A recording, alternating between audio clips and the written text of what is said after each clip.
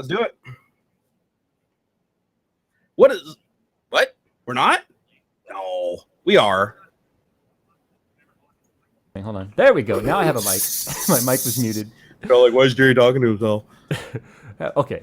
If we can make it through this show without one of us pretty much dropping dead, it will be completely what's the word I'm looking for here? Fuck it, I'm running the intro. Oh, look, the intro's not rolling. It's a black screen.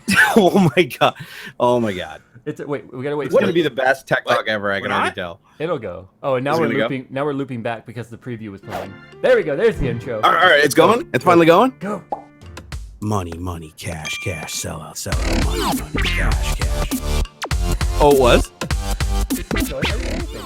Oh, sorry. I was hearing the feedback from the stream when I was playing. Are you hearing the voices in your head? Yeah. God, this is gonna be a train wreck. We're all wreck. confused. What is happening? This is so gonna be a train wreck. I know. This is totally gonna be a train wreck. But we love you guys. This is gonna be fun. We have topics and everything. And everyone pointing out credit where credit's due. Jay did create the document today. I added one thing at the very end, but Jay created a very nice document that had a lot of details and shit in it. So because of that is why we're hitting every technical difficulty we possibly could tonight. Hey, usually I'm the one that's full of technical difficulties, so I'm actually enjoying it. To be fair, the technical difficulties aren't a part of either one of our side. It's just do you guys know I used to work for Microsoft? I didn't know if they knew or not. You used to work for Dows? What's Dows? Dows. I used to work for Dows. Swab. I used to work for Swab. Oh man, guys, we got topics today. How many we got? 1, 2, 3, 4, 5 or 6 of them, something like that. Wow. Yeah. And each one of these are gonna actually make a lot of talking points. Since we didn't get a chance to really do a good test call because we realized Skype is like blocking us at every chance they can, do me a favor, do a listen back and tell me if the audio levels sound good. All right, Roger that. I trust you more than the chat because the chat seems to be like one person says I can't hear Jerry, the other guy says I can't hear Jay, and that makes no sense. Hold on here, be quiet. No, sounds good to me. Okay. We don't sound wildly unbalanced. I mean, I'm sexier sounding than you, but that's always the case. Oh, you know what kind of sucks is I do have a camera set up so that you can see me, but I forgot to turn it on in Google Hangouts, so now you can't see me. It's okay. I'm just gonna have to just guess what Jay's face looked like. I'm pretty good at it though. I mean, we're basically like an old married couple at this point. Yeah, we're like Adam and Jamie on MythBusters, which we'll talk about in a little bit. I know, sad face. So why don't we just go ahead and just address the elephant in the room and just get all crazy passionate and offensive, and then once all the shitty people leave, we can hang out with the true fans. All right. So good. Topic number 1, obviously this week. This wasn't blindsiding anybody. We all knew YouTube Red was coming. We just didn't know what they were going to call it because they talked about it back in February when you and I were heading to PDX land. Yep, not to be confused with RedTube. Just a lot of people been making that. That makes you wonder, why did they go with Red? I was thinking about that. I was like, I wonder how many people have just like dyslexia sent them to porn. Oh man, it's like manhub.com. YouTube Red, not RedTube. Remember what I always said, guys. If I said never go to manhub.com. If you go there, you can't be mad at me. I went there. Yes, you did. There's no landing page to warn you either. Don't do that. Oh my god. It's got to be an internet law against that or something, right? Probably. I'm sure I'm on some FBI watch list now. Probably. All right. So YouTube Red, we knew about this earlier in the year when they were addressing whether or not ad integrations was, against the terms of service on YouTube. And they kind of preluded to what was coming with YouTube Red. So we've got the full details now because it's launching on the 28th. How much research have you done on this so far, Mr. Jerry? Basically, I've just been watching everybody else's reactions to it. I haven't really dug deeply into like the text that YouTube sent out beyond the email. That's basically like, hey, look, we're doing something exciting. But that's a terrible way to gauge it, though, because you're gauging everyone's emotional reactions to it. No, but again, I'm averaging it out because there's a lot of people that are actually for it and think that it's an okay thing. There's some people that are just like give zero shits about it. Like, real quick, Lieutenant Capellini in chat says, "Oh dear God, don't go to RedTube. I just tried it." Always the one. There's always the one. But you got people basically like, like it sounded like Logan from Tech Syndicate. He couldn't carry either way. YouTube, just do your thing. You got people like Total Biscuit that are actually like somewhat kind of defending it and saying that it could actually be a good thing for people. And then you got a lot of the more smaller YouTubers usually that are just like scared shitless. They don't know what to expect. But this has happened anytime YouTube has made any sort of change the big picture, people freak out. It's like Sir Isaac Newton when he observed the apple fall. I mean, he wasn't exactly the one that was yelling the sky is falling, but people freaked out back then because they were like, oh my god, gravity. And that's kind of where everyone's going with this right now. Okay, so I've got a lot of notes on here, as you can see on the document. So it's $9.99 per month, and it's cross-platform between YouTube Music and YouTube Red. So those are a shared system. So if you subscribe to YouTube Music, you're automatically bundled with YouTube Red, at least at the time being. I don't know if they're going to split those in the future. So wait, this is where I'm a little bit confused. So there actually is like a YouTube Music? Because I know that there's like a Google Music service. Is that different, or? Well, it's basically the same thing, Google Music. So it's all combined together, kind of like, okay, that makes sense. But do you so remember it's $9.99 a month to get both a music subscription and video. And YouTube Red. Now, before I even talk about any sort of opinions, let me just run down what YouTube Red is. Okay, YouTube Red is kind of YouTube's answer to Hulu and Netflix. Only they're really wanting to cash in on the social media popularity of these up and coming stars, because YouTube and Google recognize that more young people today will recognize their favorite YouTuber on the street and not necessarily an A-list celebrity walking down the street, because more kids and more young people, let's say 25 and under, are watching more YouTube than network TV. I agree with that. I actually do. So I'm guilty of that, where I recognize someone from YouTube before. I've stood right next to famous people at Disneyland and not even realized it. Like literally bumping shoulders with them, not realizing it, because I'm so oblivious to that, because I don't watch TV. I don't watch network TV. Yeah, I think it's because we connect with like A-list celebrities and stuff like that. The way that we connect through viewing like the story, a heavily produced story and stuff like that, is there's a lot more stuff going on than just that one person in the story. So everything gets like faded. Whereas usually on YouTube, if you're talking about like PewDiePie and stuff like that, it's usually like this kind of one-on-one relationship. It's like if you're watching their videos, you're being exposed 100% to them and nobody else. Right. I have to actually turn my mic level up just a couple of clicks. We'll see how that does. Got a clicker on up there. Yeah, clicker on up there. Hopefully that's not too much. All right. So anyway, but because YouTube recognize why are you making that face? Is it loud now? Okay. Nope. Just making a face. You know me. Okay. So because YouTube and Google recognize that the pop culture today is about self-made popularity, they want to cash in on that. So they're kind of creating a paywall as well. So not only is YouTube Red going to remove the Google Ads integration, which is all based on AdSense and AdWords, which is another platform that they use to advertise on websites and things. It will remove all of those ads from your service. But what it's going to do, it's also going to give you access to a paywall service, which is where it's exclusive content to subscribers only, featuring sort of a mashup between real producers in the Hollywood space mashed up with your favorite YouTubers to create unique content. That's kind of a neat idea, I think. That's who decides who gets access to that feature, though? Because obviously not everybody gets that, right? I believe it's going to be an invite, obviously. Okay. Like for instance, they reached out to PewDiePie. Obviously, they reached out to PewDiePie. He's number one. I love the video that they showed of it's gonna be like a horror show. So the producer of The Walking Dead is working with PewDiePie, and they have a huge budget. Don't know what huge is. I would assume millions. To create a horror show to watch on YouTube. And what I think is funny about that, you like my note I put in there? Which one right here? Where I talked about PewDiePie? Go ahead and read my note. Let's see. PewDiePie working with producer of Walking Dead, getting a huge budget for new horror show for that platform. If you ask me, anything PewDiePie makes is a horror show.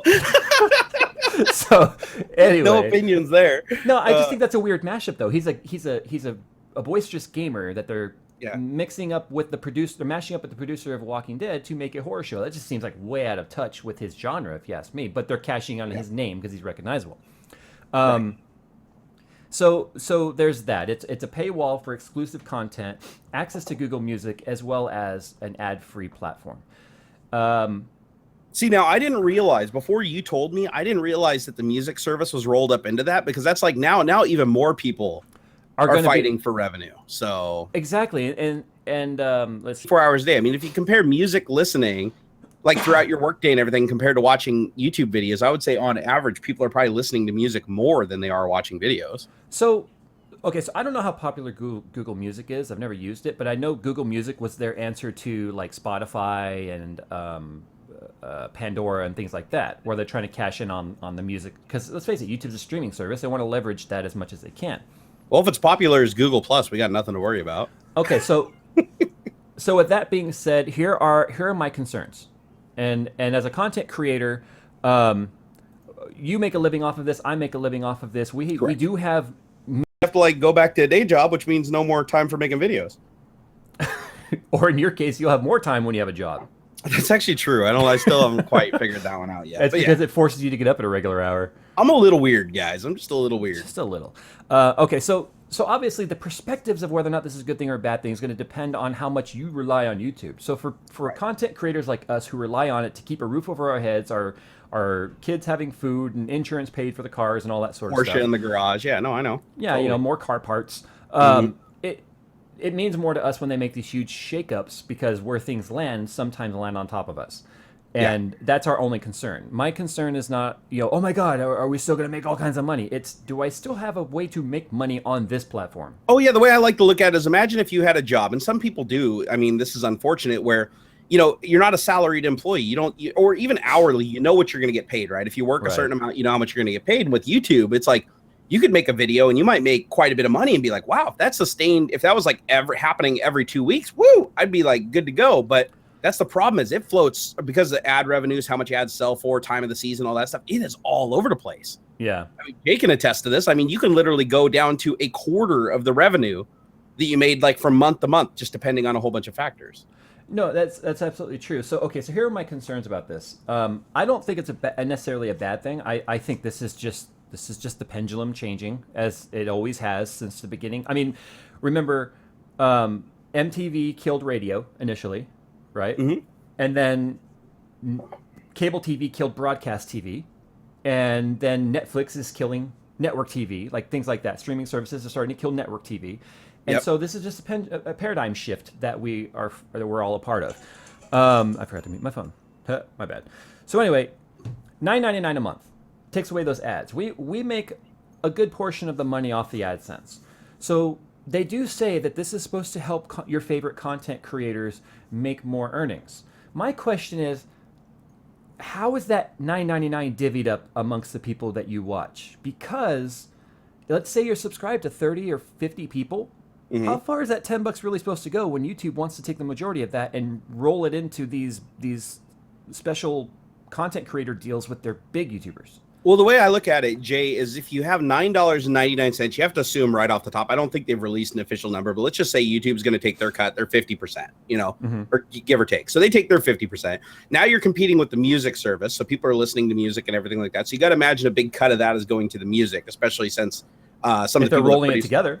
Right. If they're rolling it together, which at this point, I mean, I am kind of making an assumption on that. Correct me if I'm wrong, people.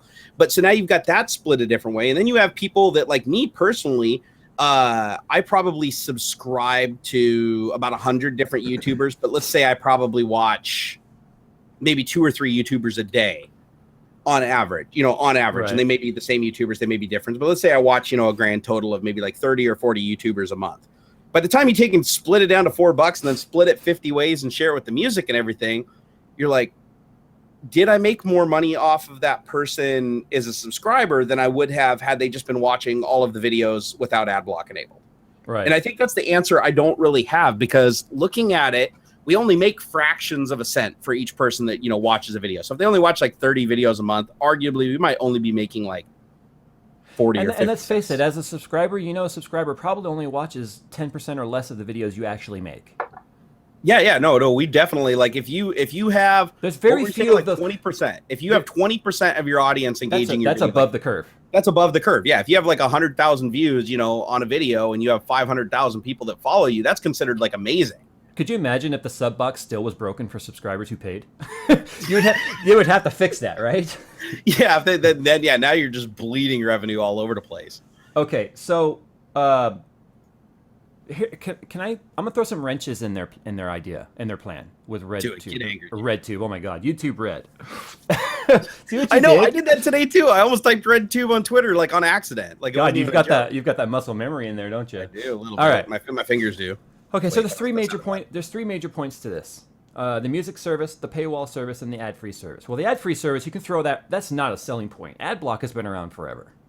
Okay? Yeah. Adblock even added whitelisting because people complained that they Okay. Can I interject just one thing really quick about the basically I've been receiving tons of people saying, why doesn't YouTube just fix ad block? Like, why don't they just block it out? And I just want to say really quick, without going into massive technical details, that is a very complicated thing to do. Because of the way they've already established the way it's served. Because, well, yeah, the way that it's already, but let's say they did. Let's say hypothetically Google just said, okay, we're going to throw the money at it and fix it. If they put the ads in the videos, like, then you're just going to fast forward past them, just like you do when you're recording on your DVR. You're just going to be like, video starts, move it to 10 seconds or move it to 20 seconds, but it bypasses. But yeah, but it's still considered served. You're still paid for it. Google still paid for it. The only person who really gets burned in that model is the advertiser. But that's the problem, is the advertiser doesn't get any kind of guarantee that the video is watched, whereas with ad block they do.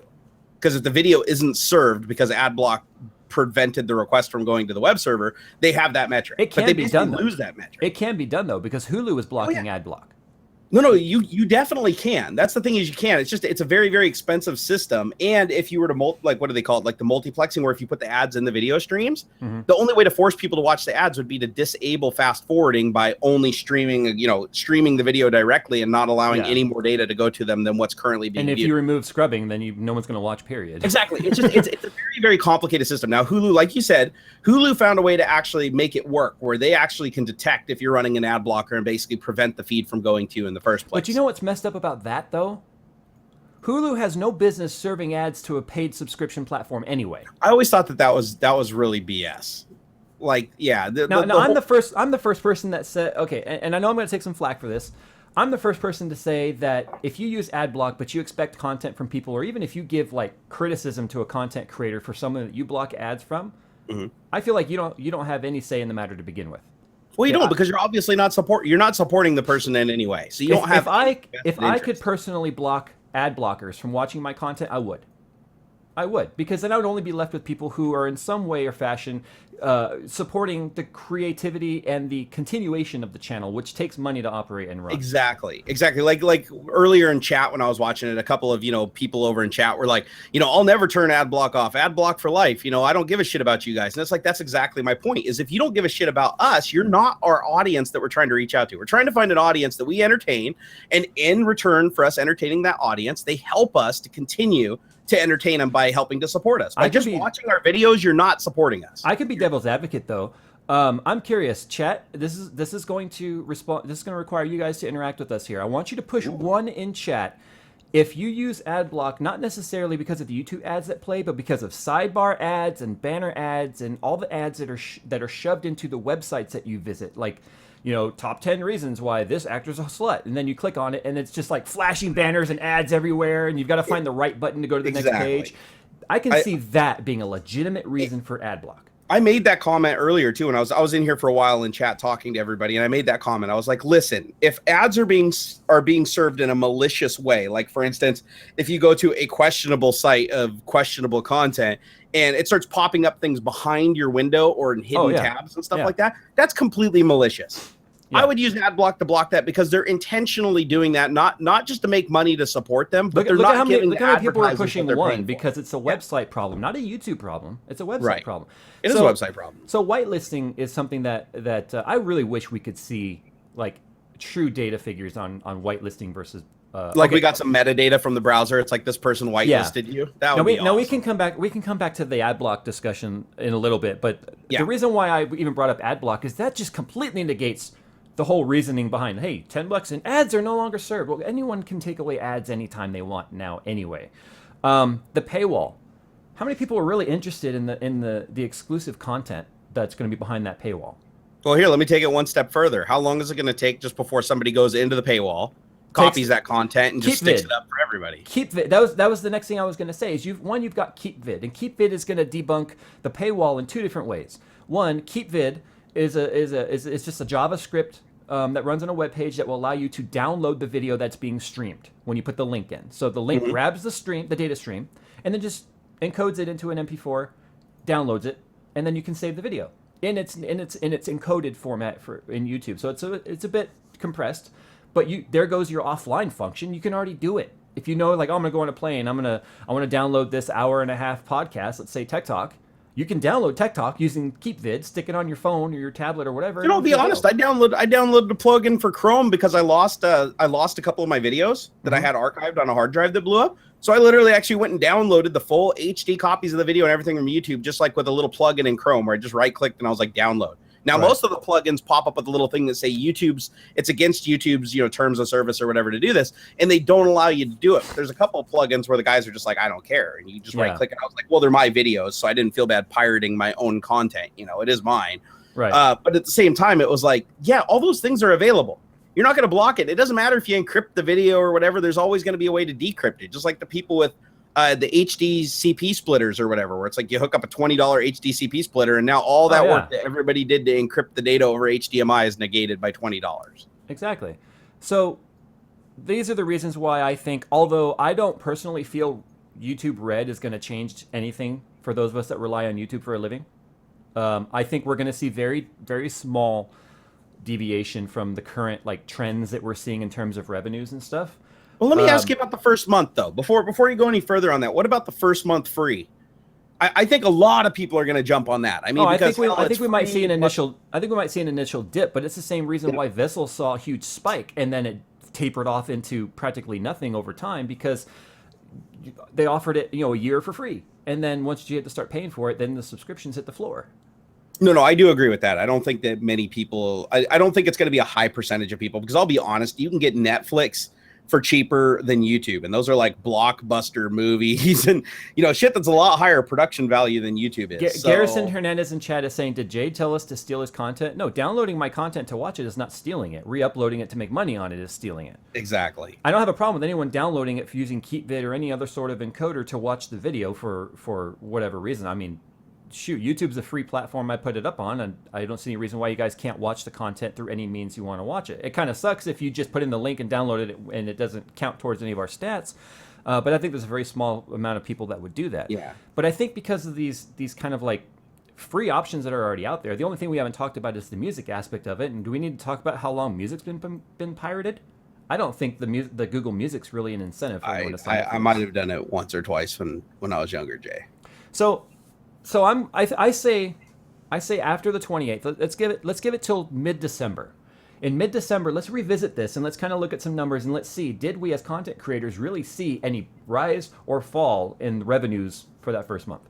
I'm predicting, and it's going to be a terrible month actually to try and make these predictions because those months are already inflated because of the holidays. That's true.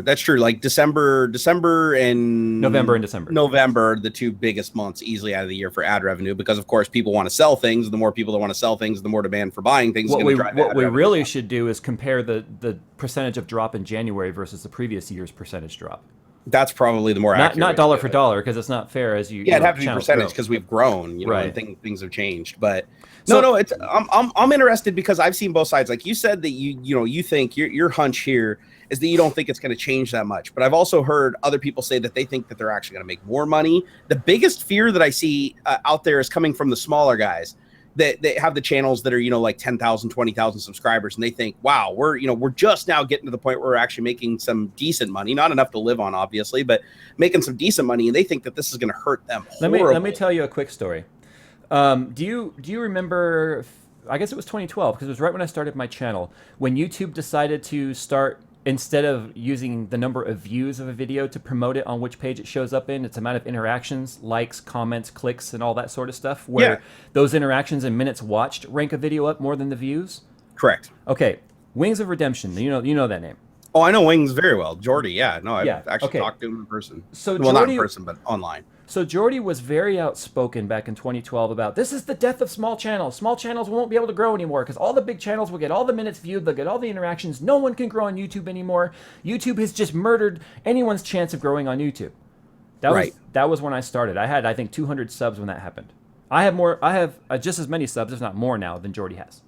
And I'll be honest, I never thought that I was going to go anywhere either. It's just so again, that was another one of those the sky is falling type of reactions, and nothing negative came of it. I don't think anything negative is going to come on YouTube Red. I think the people that sign up for it, I just hope YouTube delivers what it is they signed up for. Using the straw poll that you can see down the link, granted those questions were a little cryptic. I intended them to be. I kind of wanted to see what the responses would be. You You can ignore the questions in the way that they're phrased and use it two different ways. No, I'm not. Can you actually pull up the results while we're talking about it? Yeah, let me do this right now. I'll take a look. Yeah, stick it up on the screen. I'm curious. I want to see what the peoples have voted. All right, so left desktop. There we go. All right, so here's the way that the votes go right now. 66% of people say no. I would like to. Okay, you can ignore the I want to support content creators in any way. I was kind of putting a political message out there at the same time, being a little bit unfair in some of these questions. But anyway, at least I meant enough to admit that I did that. Yeah. Okay, so no. 66% of people say they would not sign up for YouTube Red.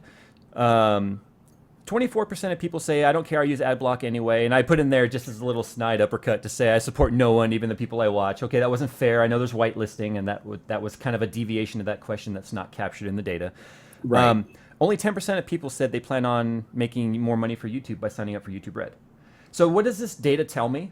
And this is the part that you told me that you wanted to wait and hear my opinion on this. Let's hear it. Yeah, I actually specifically didn't want to hear it until it was on stream because I like being surprised. For channels of our size and larger, nothing's going to change. Nothing is going to change because the people who have ad block installed now are still going to have it installed. And the 10% of people who are going to go to YouTube Red, if YouTube's not telling a lie, then we're still going to make something off of that.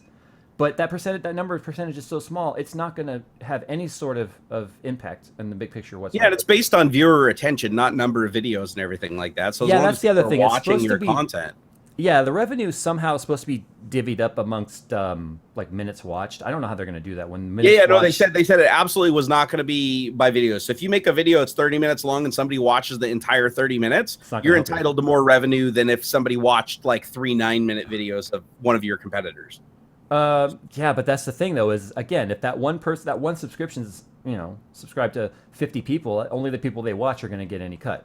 But which look I on guess the bright side. That's the way it is now anyway, though. So yeah, but we should do a straw poll and see how many people only watch our videos and nobody else. How many people have realized right now in this screen cap being up that I do not use ad block? Ooh. I've never used ad block. I never. Technically, you can hide it though in Chrome. I'm just kidding. I know there's extensions and stuff, but no, I've never used it. I've never enabled it. So anyway, I will admit that I've had to use ad block before. Never on YouTube, but I've had to use ad block before for some sites. If you guys are interested, though, in participating in this poll, the link is in the description right there. It's the very first one that says, will you sign up for YouTube Red at $9.99 a month? So there's we'll revisit this at the end of the show. So everybody, if you haven't done it already, click the link down in the video description. Let's see what you think. I'm curious. But there was another straw poll, which is kind of funny. If you look at the screen here, only 86 people have voted saying, yes, I'm going to sign up for YouTube Red. And then I did another straw poll just for the people who are going to sign up for YouTube Red, asking how many of them already use ad block. Magically, we got 376 people saying they're going to sign up for Red. So who's lying? Who's lying here? For those of you who will subscribe to YouTube Red for $9.99, are you already using ad block? Well, that's actually a 55% to 45% split, which is funny. So you know what's kind of interesting about that though is I'm shocked that there are 50% of the people that are basically saying that they've already worked around the problem. They're already using ad block. They're already not watching ads anyways. Yet they're still willing to pay, which means that about 50% support us theoretically. I should do another straw poll of you people who are going to use YouTube Red and are just nest them all together. Poll 1 of 2, 2 of 3, and are using ad block. Are you doing it so you can support us? Well, if you want to support us, just use that support button on our channels. If you really want to. I really like though on the first poll that you did where it said no, I'd rather support content creators directly somehow. I don't have a problem with somebody running ad block as long as they are doing something to support the content creator. And that's the thing that bugs me is a lot of people think that just by watching your video with ad block enabled, they're supporting you. I've asked some people and I've read some comments and I was like, how are you possibly supporting me or advancing me in any way by watching a video, not sharing it, not liking it, not retweeting it, and disabling the ads on it? That's the same guy who thinks that they're our boss because they're viewers. Yep. And that's also the same guy that's basically like, if you don't change, I'm unsubbing, and it's like, well, why are you here? Why did you even have to say that? Just leave. Well, if I'm not what you want, there's 100,000 other people that are, I guarantee. But remember, social media is like stage for drama queen, It gives them a stage to be a drama queen, and that's what they like to do. They like to make this grand exit, you know what I mean? That's true.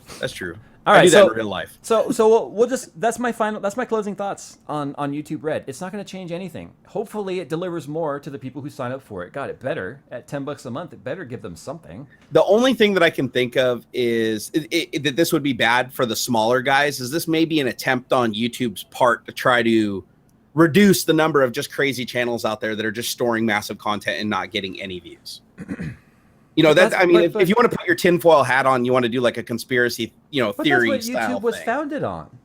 YouTube was founded on the random video that means nothing to nobody to put up and watch. Yeah, I know. Microsoft was founded on actually making like good software that was innovative. Look at them today. How did you know about anything about Microsoft? It's not like you worked there. I used to work there. Do you guys know I used to work at Microsoft? Yeah, they laid me off like last year, bro. Can you believe that? Well, I know you're about to get laid off from YouTube if YouTube Red goes bad. So I know you didn't. Now I'm gonna get laid off from YouTube. I'm gonna get an email from them. It's like, I'm sorry, you're no longer a part of our feature plan. Next year you're gonna be on. Next year you're gonna be on Vessel. You're gonna be like, I've been on YouTube since 2006, and this. Yeah. You guys wait for my I got laid off from YouTube video. It'll be just like my I got laid off from Microsoft video, except for it'll be the exact same format and everything. And I'll be like, man, I can't. I don't know what I'm gonna do. I'm just gonna give this Vessel thing a try. And then you're gonna have to You're gonna have to like Adobe After Effects like a teardrop. Oh no, I won't. It'll be a real teardrop. If YouTube lays me off, tears will be flowing, bro. Oh, all right. Let's go ahead and move on to the next topic. I think we beat that one. At the end of the show, remind me. We'll come back to the straw poll. We'll come back to the thing, and just so you know, I think it actually is going to change something, but I can't tell you which direction it's going to go in. So just so we're clear here, Jay's taking the middle ground of nothing's going to change. I'm taking the ground of this is either going to be better or worse. And I'm not saying by 1%. I'm not doing the Price is Right thing to you here, Jay. I'm just saying by a significant amount. You can't say this is going to be better or worse. It's going to be better or worse by a significant amount, by 10%. That's like 10%, Jay. That's like you putting 10 on black and 10 on red on roulette. I've done that before, and they're like, you can't do that. And then it comes up double zeros, and you lose everything. No, they seriously, like, I did. What casino was that? I was in Vegas, and I did that, and there was one casino where I was able to do it, and the other casino, they just looked at me like I was an idiot and didn't do it. And I was like, what? Like, come on, there's still double zero. It's win-win for you. All right, so moving on. Topic man, another stat shit. I'm gonna let you drive this one, because you're the one who tipped me off to it. All right, so guys, after 14 wonderful seasons, our favorite nerd TV show of all time, MythBusters, is being canceled. Yeah. Now, the good news is that Adam and Jamie actually did know about this for a year, so they did know it was coming down the pipe. So at least they're getting to go out with a bang. Yeah. They've been filming it all year. Right. They've been filming all the year, and they're trying to do the whole grandiose exit. I have a feeling this will probably be the best season that they've ever done. I mean, they're going to go out on a high note. If you read the interview with Entertainment Weekly, they said what the finale is going to be. Do you know? Oh, I didn't know. What is it? Do you want to know? I do want to know. Just tell me. They're going to steam implode a 60-ton tanker train car.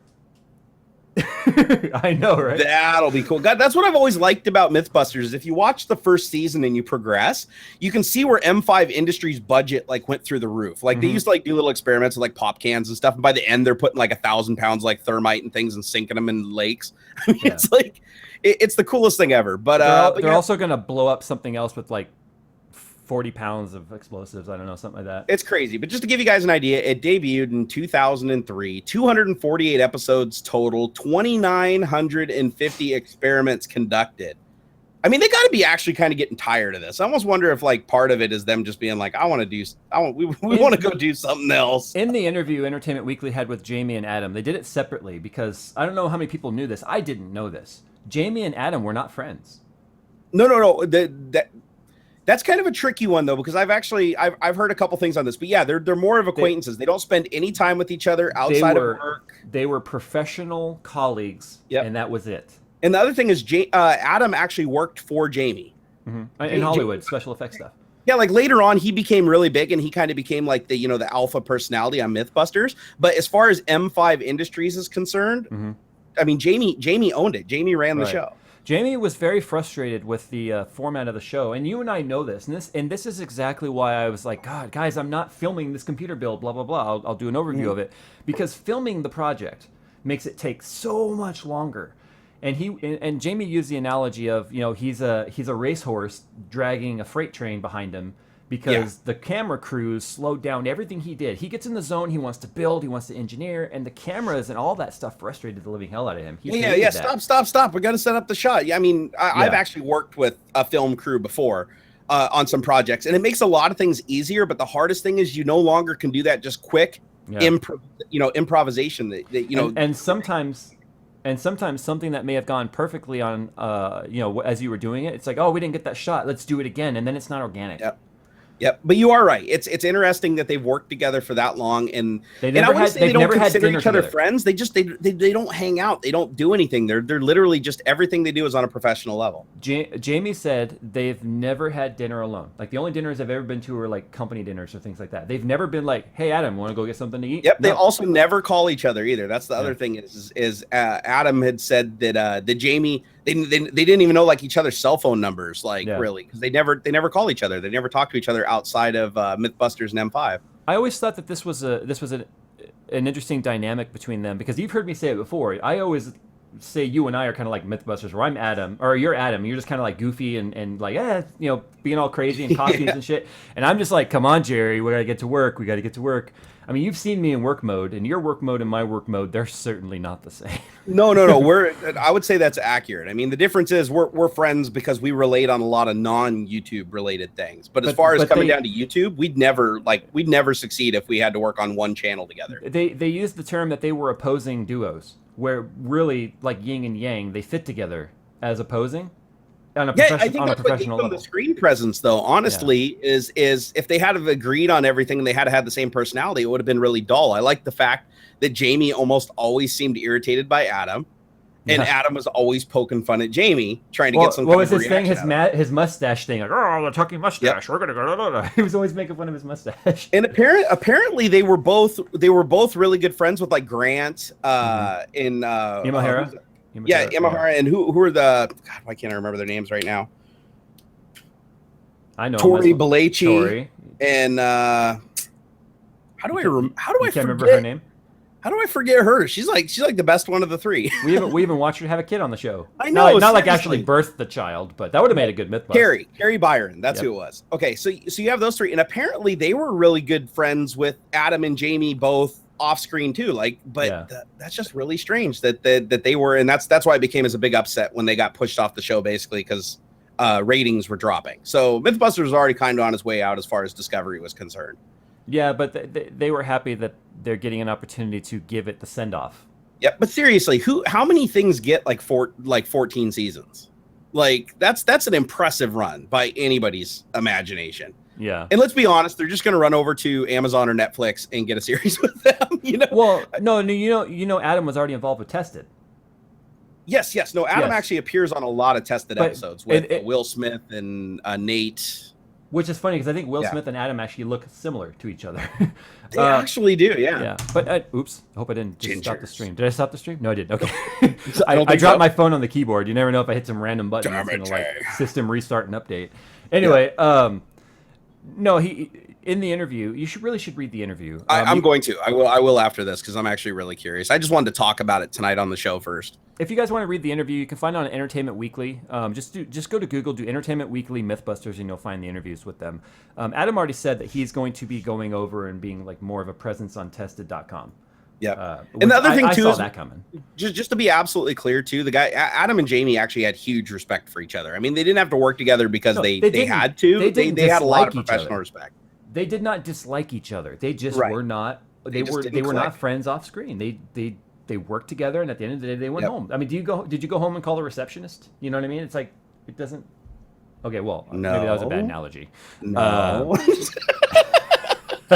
No, honey, wink. You're like, call me. Yeah, Jay, I called her all the time. Yeah, that's why I slept on the couch so much. Oh my god. Anyway, the final season's starts January 9th, 2016 on Discovery. Yeah, no, it's going to be epic. But I really hope that besides the Tested thing online, it'd be really cool to see, even if it's separate shows, even if Adam just continues to do Tested and Jamie goes and does something else with M5 Industries, I would love to see them continue on, even if it's like go and join a network like Hulu or Netflix, like everybody else is doing, like Top Gear, right? They just signed Jeremy Clarkson, Richard Hammond, and James May all signed a new show, and they haven't even given it a name yet, right? The new show's name. They don't need a name. They know it's going to work because of the three of them. And they already shot an episode. Like they're posting pictures of them at like racetracks with really high end cars and everything. And what is it? Amazon has like pretty much an unlimited budget. Yeah, and the viewers from Top Gear that were loyal to the trio are going to move to the new show no matter what it is. And they're going to get anything they want car-wise. I mean, the reason why BBC got access to so much stuff was because of them, not because it was BBC. So Top Gear is just going to start like doing reviews of mid-range like Nissans and stuff. Like they can't even get they're like Ferrari test driving cars like a this is a Chevy Cavalier. They have to actually go to the dealership. That would be funny. I would watch that. I would absolutely watch that. Oh man, yeah, BBC made a huge mistake. Dude, they're seriously, people got fired over that, and I'm not talking about Jeremy Clarkson. I mean, that's bad business. So moving on though, this is a really good one that I didn't even know until you put it in the subject here. So I'm going to go ahead and let you take point on this one. This is your baby. So we've done a lot of Apple topics, and well, you have to because it's Apple. But this isn't actually about Apple's constant fights with patents and stuff, and whether or not they truly pioneered the rounded edge of a rectangle. They did, damn it! They did. I'm just goodness. Okay. If your radius is smaller than blah blah blah, you owe Apple money. No. Okay. So Apple was actually subpoenaed by a U.S. Justice Department. Well, the U.S. Department of Justice subpoenaed Apple through a Brooklyn magistrate judge to force Apple to decrypt data on an iPhone that was confiscated during a criminal investigation. Interesting. So we've all heard about that, right? Like, oh, just get Verizon to track this phone and you'll find the kidnapper, right? You see this stuff on TV. Or, right. Everybody assumes that Apple has like the public and the private key to decrypt all the data on any device. But not just Apple, like cell phone providers. Cell phone providers, they won't, most of the time, they don't get involved with criminal investigations. They have to be subpoenaed by the courts and then forced to do it. Usually if it comes down to getting phone call records or even locating a phone. Let's say my car was stolen and my phone is in it. Can you triangulate the position? The cell phone companies won't do that for the police department. They don't. They want to stay completely uninvolved. So Apple actually wrote this judge and said that any device that is using iOS 8 or newer, it is absolutely impossible to decrypt the data. Now we've heard about this data encryption, right? The A8 processor and newer actually encrypts it on the chip and it can't be decrypted, and et cetera, et cetera. So they told the judge that it is impossible. And he even went as far as to tell them, now, if you got any iPhone 7 devices or older that you need help with, we can assist with that. We have the technology, but iOS 8 and newer, we cannot decrypt that data. I kind of feel like Tim Cook's lying. You know why? Anybody that uses the word impossible, they just invited everyone to try. Exactly. You're basically just saying, ha, hackers, come at me, bro. That same 13-year-old kid who hacked the CIA director's AOL account is going to do this. You know he is. Yep. Although he didn't do anything real hacking, he actually did good acting to get that. And on-chip encryption isn't anything new. Like I remember, Intel has a solution that you can enable on their chip for BitLocker encryption, and other encryptions too. Like there's a Linux variant of it too. But basically, where the chip itself has an embedded code that can't theoretically be recovered. Right.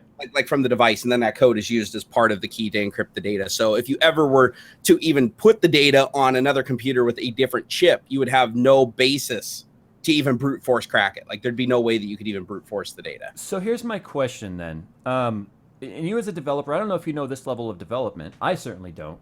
If you can create the technology to encrypt it, can't you also decrypt it? It has to be decrypted at some point anyway to be displayed. Why can't that same technology be accessed by a developer? I can tell you why. And here's the thing is, and the reason why I say it's not impossible is because you can brute force anything. As long as you know a root key phrase or you know something that could commonly occur in that document, like you have some kind of root data, you can theoretically roll through every single possible decryption key like to figure out what it is. But the problem is most of the encryptions that are used today, to brute force them to even get like one word, even to get like one thing decrypted out of it would take like longer than the sun is going to survive. Okay, but processing speeds, but that doesn't mean that they're not going to come up with a quantum. You're talking to a layman here. So yeah, and I know there's someone in the chat that's got to be thinking the same thing I am. Your phone on the fly decrypts it. Yes. Why can't that decryptor somehow be hacked? Well, if you have the phone and you have access to the data, in theory, you have access to both what they call the public and the private key. Which Apple would have the tools because they develop such tools. I would imagine. Then there is really no reason why you couldn't decrypt the data. Because if you have the algorithm to apply the keys and both keys are available, yeah, I mean, honestly, you should be able to recover the data. I mean, how the hell does the operating system do it, right? When the driver loads, it loads the private key and decrypts the shit in the file stack. So as long as you can infiltrate that in some way, shape, or form, which we've seen with something called a mini driver, where you basically just take take a, or not a mini driver. What am I thinking of here? Okay, I have Pravish in chat says, God, here we go. Then now speaking. Here we go. So anyways, guys, there's a type of driver, or in Linux they call module, where you basically wedge a piece of code in between two other pieces of code, like a shim. And file systems support it and all kinds of shit. So in theory, if you could get somebody to install something malicious on the phone, you could get the data after it was decrypted by the operating system. Notorious BIG in chat, I think he said it best. Yep. He said, because numbers and shit, Jay. But the truth is, if they don't have the ability to log into the phone and they don't have the ability to run code on that phone, and there is no endpoint to connect to control that phone, and the private keys encrypted along with, basically encrypted on the backside, you have to decrypt the password first to log into the device. I think you're pretty safe, but as long as you can brute force the password to get logged in, you're going to have access to the decrypted Apple data. has backdoor access into every device. I know that every hacker groups have backdoor access. Exactly, but I've watched TED Talks where they've commandeered cell phones. But just keeping it within the topic of Apple. Apple can. So they absolutely can. They absolutely. So I'm gonna play Tech Syndicate here, and I'm gonna say, and I know you see my note in the chat in the doc there. I feel that honestly, Apple is telling an entity that would know no different, right? The U.S. Department of Justice and the Magistrate Court in Brooklyn, New York, doesn't know. I think they're just playing dumb and saying they can't possibly do it because, one, they picked iOS 8 and newer because it represents more than 90% of the devices they have in circulation. Right. And two, I don't think they want the government constantly up in their grill, because if they do it this one time, anytime they have a device that they want to unlock, they're going to call up Apple and be like, hey, we need you to do this. Hey, we need you to do this. Hey, we need you to do this. I also think that they're I think that they're intentionally taking it out of context too. I think what they're saying is they don't have a way to decrypt the data from the device, say, but like they didn't remotely. say they didn't have access to it. Okay, so it's implied that they have physical access to the phone, and they're saying that they can't recover the data. Okay, so the article reads, and this was by Reuters, by the way. The source is Reuters for this article. They have the device physically in hand, and they want the device to be unlocked and hacked so they can get the data off the device. The device was obtained during a criminal investigation. So the Department of Justice believes that there's something on that phone, evidence-wise, that needs to be accessed, and they went to Apple for advice or for assistance, and Apple's saying they cannot. It's impossible to get the data off of that device. That's what they're saying. Yeah, I'm gonna call bullshit on that. I honestly believe it's because Apple doesn't want to get involved in the government and Department of Justice, because if they do it this one time, I feel like anytime anyone needs data off of a phone, they'll go through whatever route it takes to obtain the phone, and then they'll just be calling up Apple like, "Hey, we got another phone we need you to crack." And Apple's because not in here's the business of cracking phones for the I'm gonna engineer and crack the phone right now. Tell me this wouldn't work, Jay. And this is all stuff that you're aware of. So it should.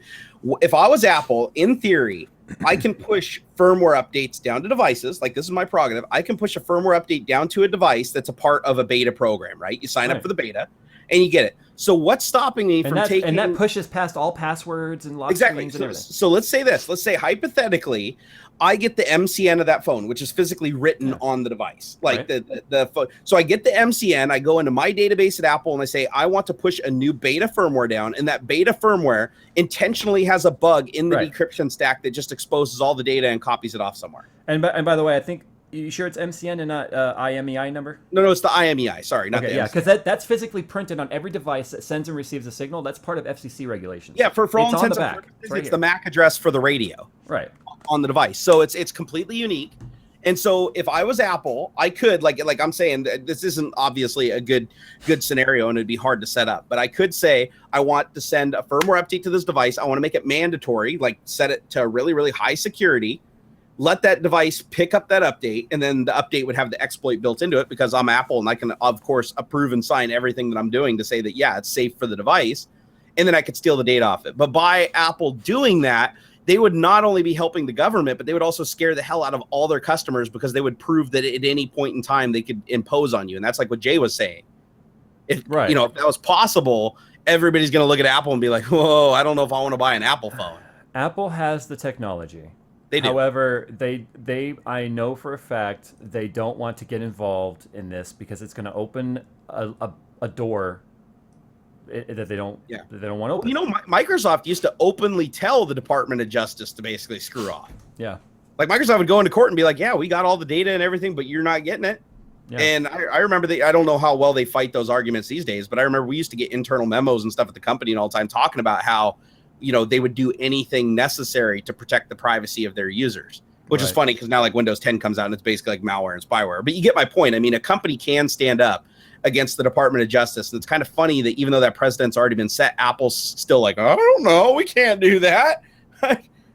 Taking data off phones, we don't have that ability. So, I mean, it just seems strange for him to take that stance. So, De Haxer Forever in chat. First of all, the name already is going to make this interesting. De Haxer. He was like, you can't force the update; they have to accept it. But the only reason that they have to accept it is because of end user license agreement with you and the end customer. But if you are the Apple and you are holding the end customer phone and you're only sending the update to that one device, you can force the install. No, I can also prove that that's not true because I worked in testing for 15 years. The devices themselves always have a way to push down, because let me give you a scenario. How do you test a phone at Apple with a retail firmware when you can't keep pushing updates to it without hiring some dude to go around 65,000 cell phones and hit accept? Right. It's no, there's always a way to do it. It's also just Apple has to sign it to do it. And what's funny is your phone is accepting and downloading new firmwares all the time when the radio is concerned without you even knowing. Oh yeah, the ISP does that, or the cell phone companies do that. The radio code, right? The radio code and everything. Otherwise, you would end up in an area where there might be a new cell tower, and your phone has no idea it's there. So your phone is always getting constant forced updates that you just don't know about. It's just the user interface or the operating system of it requires a EULA or user end license agreement. That you have to accept. That's the only reason you see that. Otherwise, Apple wouldn't give two shits and could do it. Anyway, let's go ahead and move on. I just found that to be interesting that Tim Cook has taken up the stance of, no, it's impossible, which is now going to... It just kind of makes him look like an idiot, because I'd have to imagine that if me, way out of practice, I can just crack that nut like that he'd be like, oh. Well, what's going to happen, though, is a group of hackers is obviously going to be like, yeah, you can, and they're going to show it, yeah, you can, you liar. And then what does that mean? Does that mean that Apple's going to be...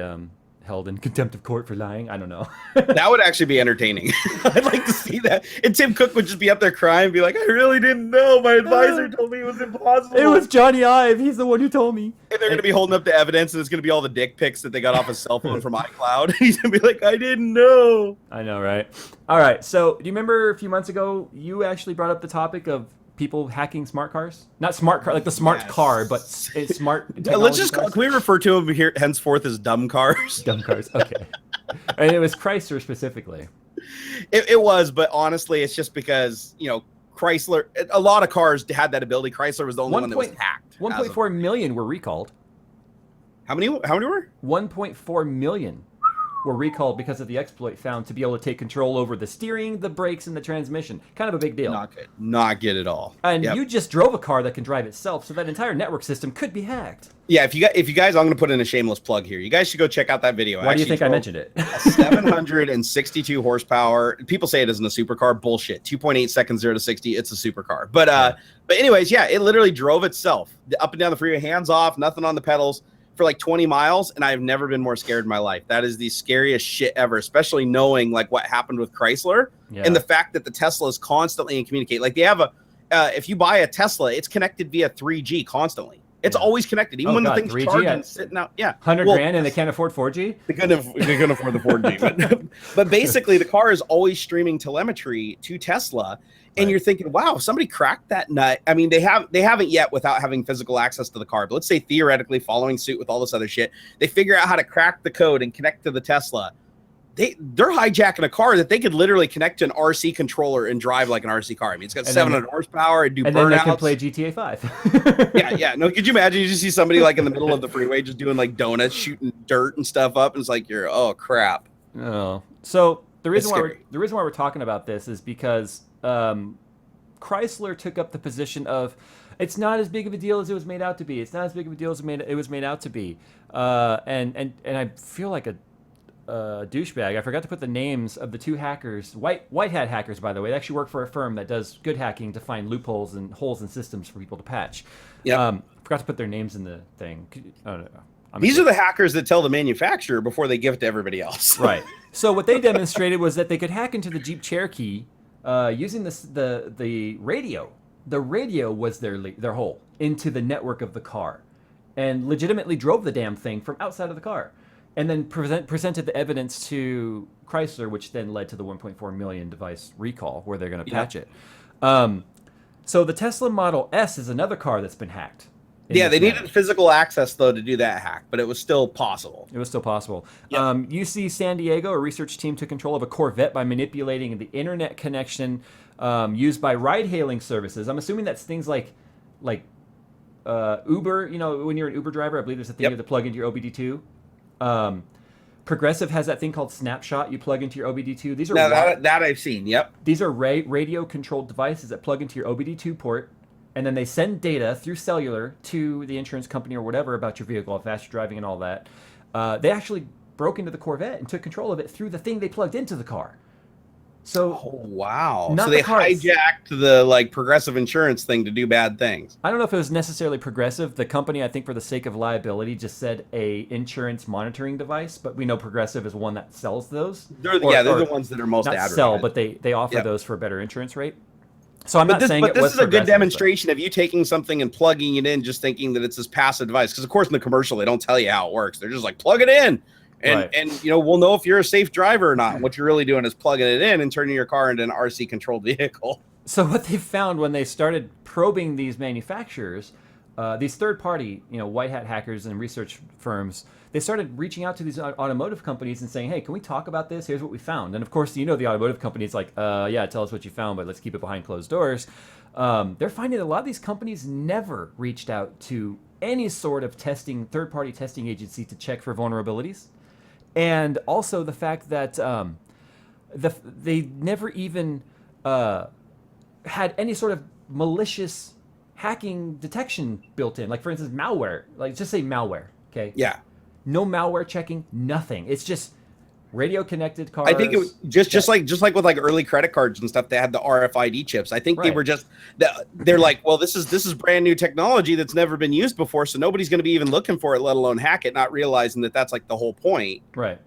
Okay. So sorry, I was stuttering there. I was actually. Oh, by the way, Adam, the Kevlar Condom, the guy that owns the P85D Tesla that I test drove, he just sent me a picture of the controls that you can do, like for opening the vented roof, unlocking the doors, honking the horns, flashing the lights, and he said, "Unlock me, bro." So every bit of it can be hacked. Yeah, it can all be controlled via a cell phone application, which means, if I wanted to hack somebody's car and really give them a scare, I wouldn't turn it, I wouldn't accelerate it, I would just spike the brakes.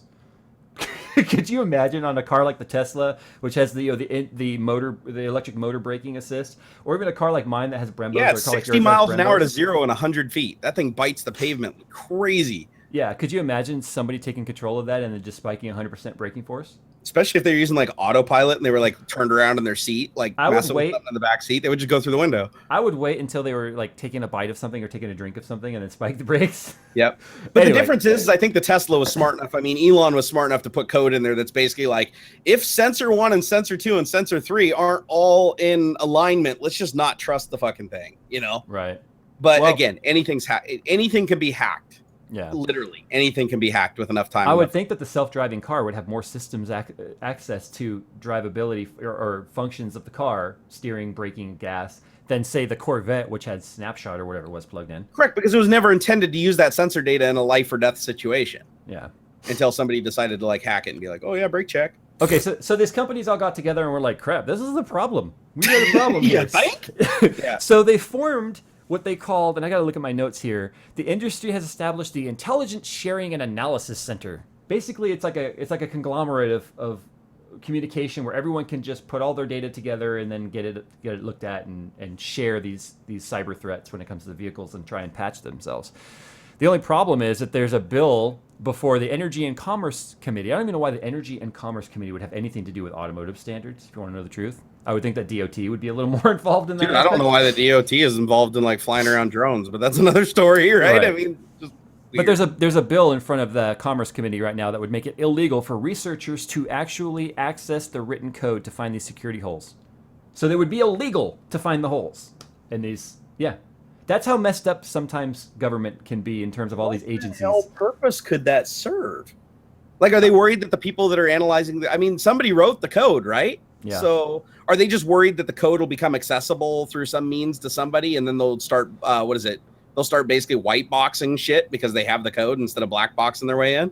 I don't know, but even for the sake of third-party paid research, or even like what UC San Diego did, where they took the car and they reverse engineered code to find these problems. You know what it is? It's it just would be because, illegal.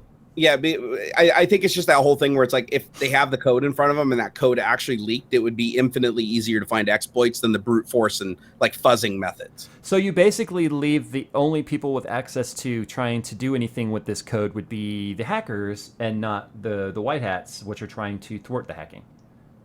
Yeah, and it sounds to me like the code isn't up to snuff and a level where it should be trusted anyway, so it'd be less of a liability to release the code so people could find the damn holes.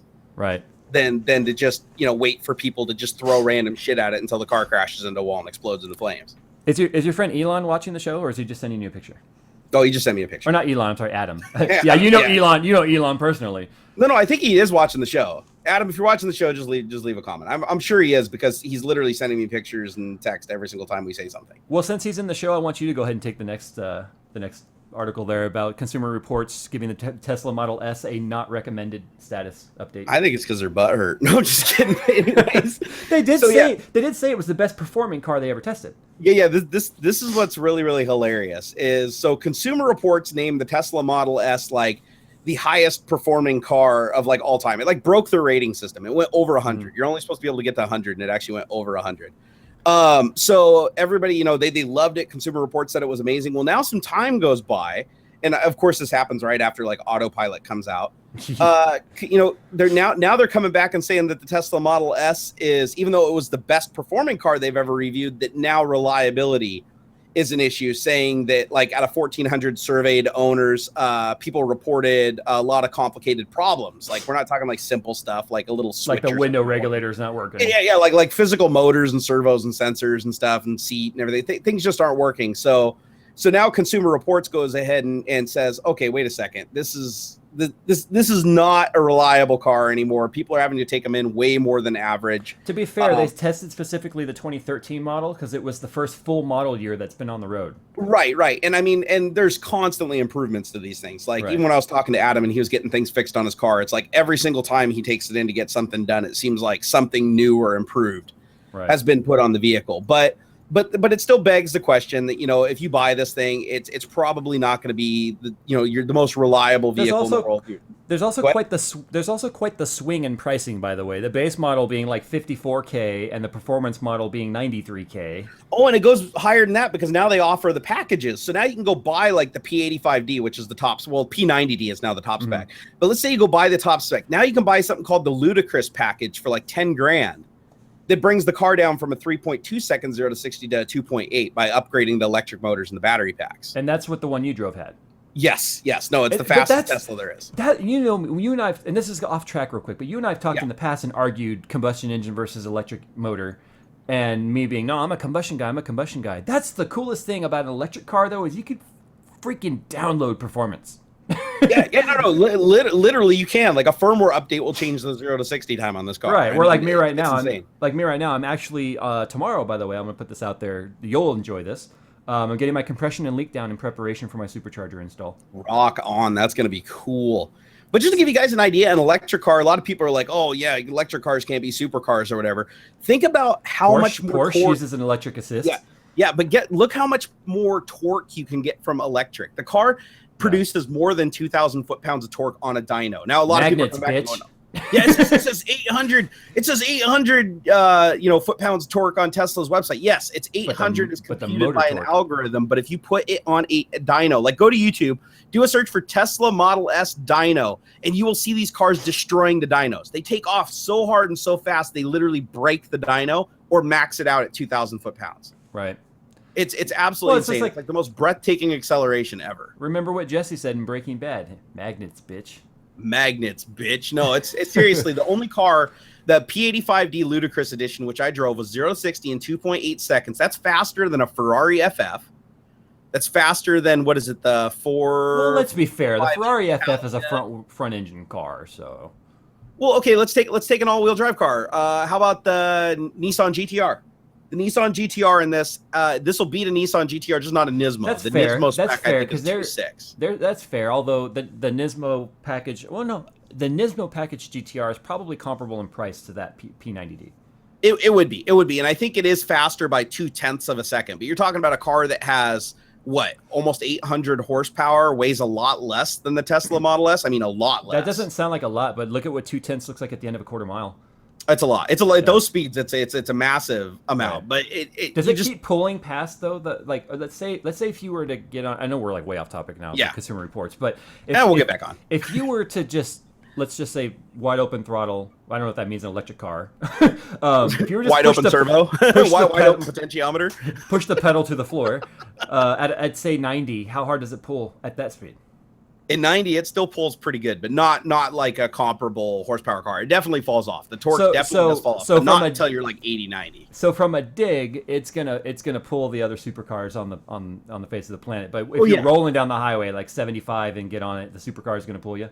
Oh yeah, no, and they did well. Yes, the supercar is definitely on the top end going to catch you, but these things still do accelerate like a bat out of hell, even up to 100 if you put it to floor. Like I went from 60 to 80, and I think it was under a second. So you heard it here, guys. Tesla P85D only do stoplight to stoplight racing against your Ferraris. Yeah, but it is speed limited at 155, and it does get there pretty quick. But if you watch, there's a video on YouTube of the Dodge. It's a 10-second quarter mile, so that gives you an idea. 10 seconds flat, but they did a Dodge Charger Hellcat, which is rear-wheel drive, 700 horsepower, very light by comparison to the Tesla. Like, well, the Dodge Hellcat's still over 4,000 pounds. How much is the Tesla? The Tesla, I think, is 4,600. Okay. I want to say. So 600. Wow, really? The Hellcat's 4,000 pounds? So a Jay and a Jerry. Got it. No, I'm just kidding. Dick. I'm gonna look it up. No, if you get a chance to go for a 0 to 60, but here's the difference: is if you're in a Nismo 4,449 pounds. 4,449? Yep. That's actually not too bad compared to the Charger. Like for an electric, if you 400 more pounds of batteries, that's actually not bad at all.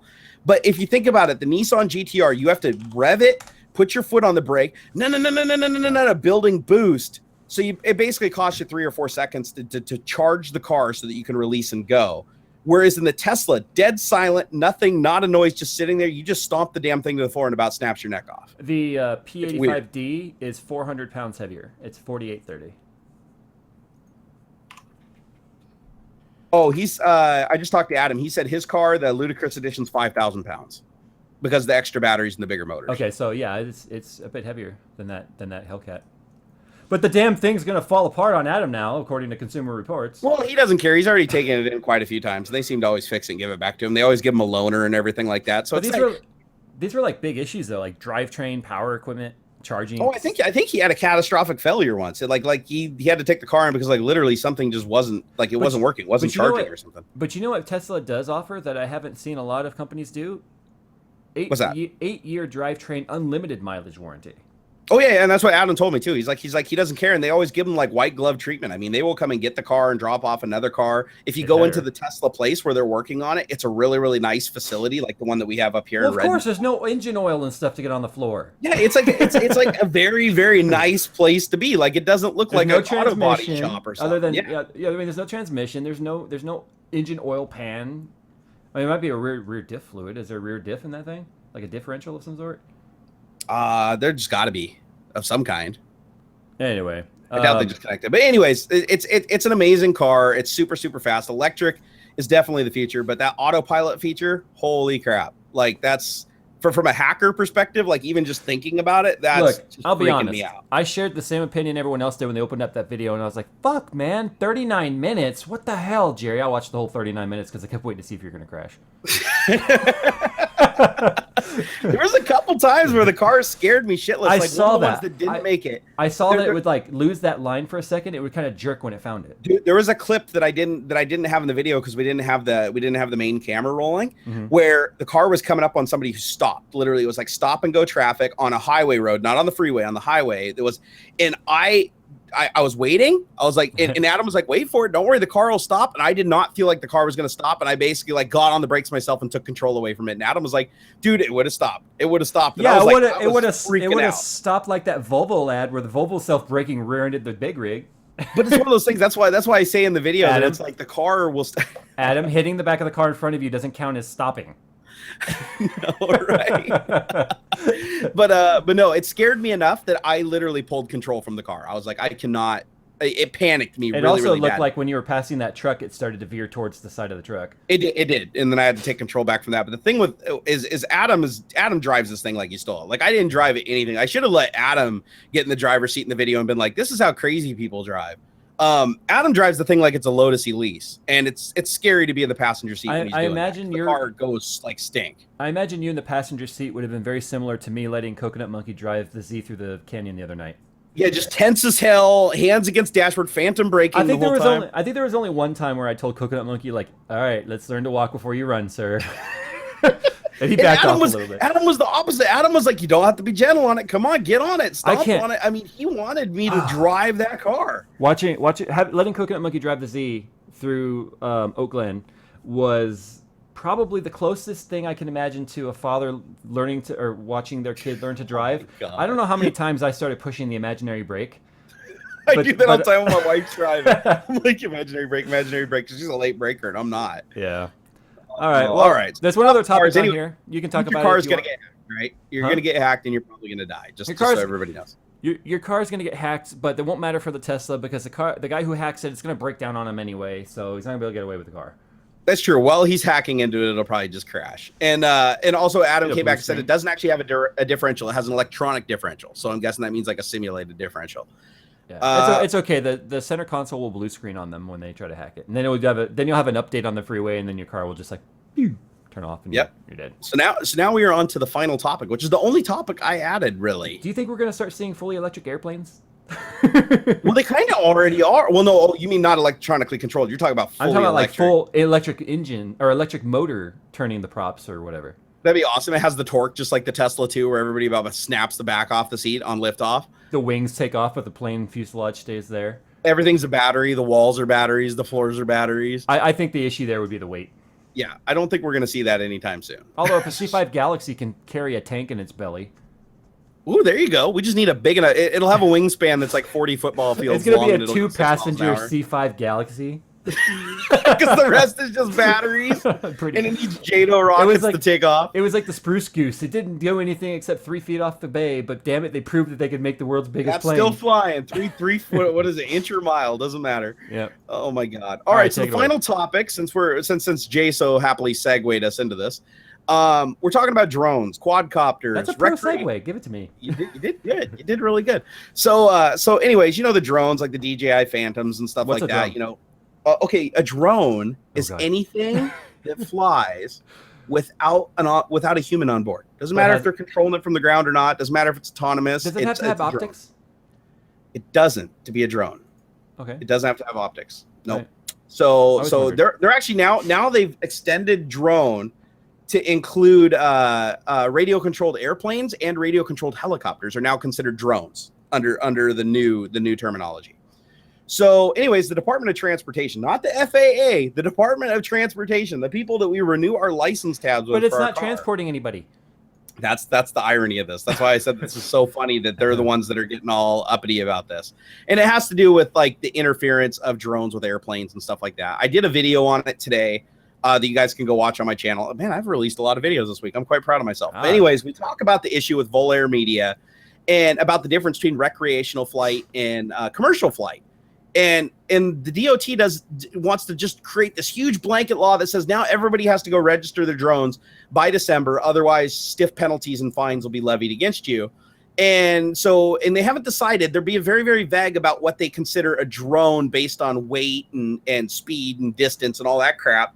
But it sounds to me like they really want like these like DJI Phantoms. You go pay $800 of them, like fly around over your house with a camera on it. They want you to have to go to a site and register that, so that if you accidentally crash it or it goes flying somewhere, the authorities can find it and basically come give you a fine or take it away from you. I might be devil's advocate here, but I do think that sounds smart. Let's say that drone goes crashing through someone's window and chops off a finger or something, or God forbid something worse.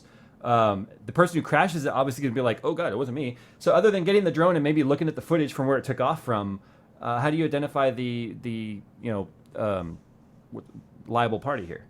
Well, and that's what the DOT is actually saying. They're saying the reason why they're creating this law is because it's exceptionally hard to find the people that are flying into restricted airspace and doing all these bad things. But my argument towards that is just like with anything else. I kind of crossed it up with gun gun ownership and gun controls, that the criminals are not going to register and unregister all their drones. A lot of people that fly drones today scratch the damn serial numbers off them when they're flying them over like the Golden Gate Bridge and stuff like that, right? So that if they crash, they cannot be traced. But is there maybe some sort of a digital MAC on there or something like you said that would be a part of that registration?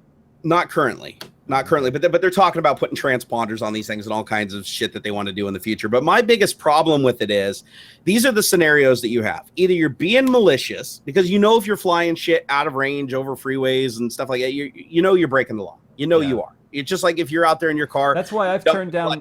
That's why I've turned down every company that's contacted me about doing something with a quadcopter. I've turned it down because it's so strict where I am. You yourself were going to hook me up with some drones, and I turned it down. Yeah, exactly. You know, but my point is, you know that it's illegal. If you're doing it, you know it's going to legal, which means you're going to scratch the serial number off, or you're going to buy it. You're not going to register it, and if the thing wrecks, you're just going to run away from the scene, and nobody's ever going to find you. Or if they find you, it's going to be through traditional means of actually doing research and doing police work, not just like going and looking up a serial number and hope that the last guy that owned the drone registered it. But my point is, drones are like technology, like cell phones and stuff like that. Like, I'll get a drone, I'll get another drone the next month, I'll sell a drone, I'll buy another drone, and if I have to constantly go back and register and unregister these devices and then hope the next person registers it when I sell it to them, you're gonna have a fragmented system where cops are showing up to my door because the guy that I sold it to decided to strap a bomb onto it and drive it into a building or something. You know, it's funny, as someone in chat, apparently because I have the intellectual ability to look at both sides of an argument, thinks that I'm also for gun control. What do you say to that?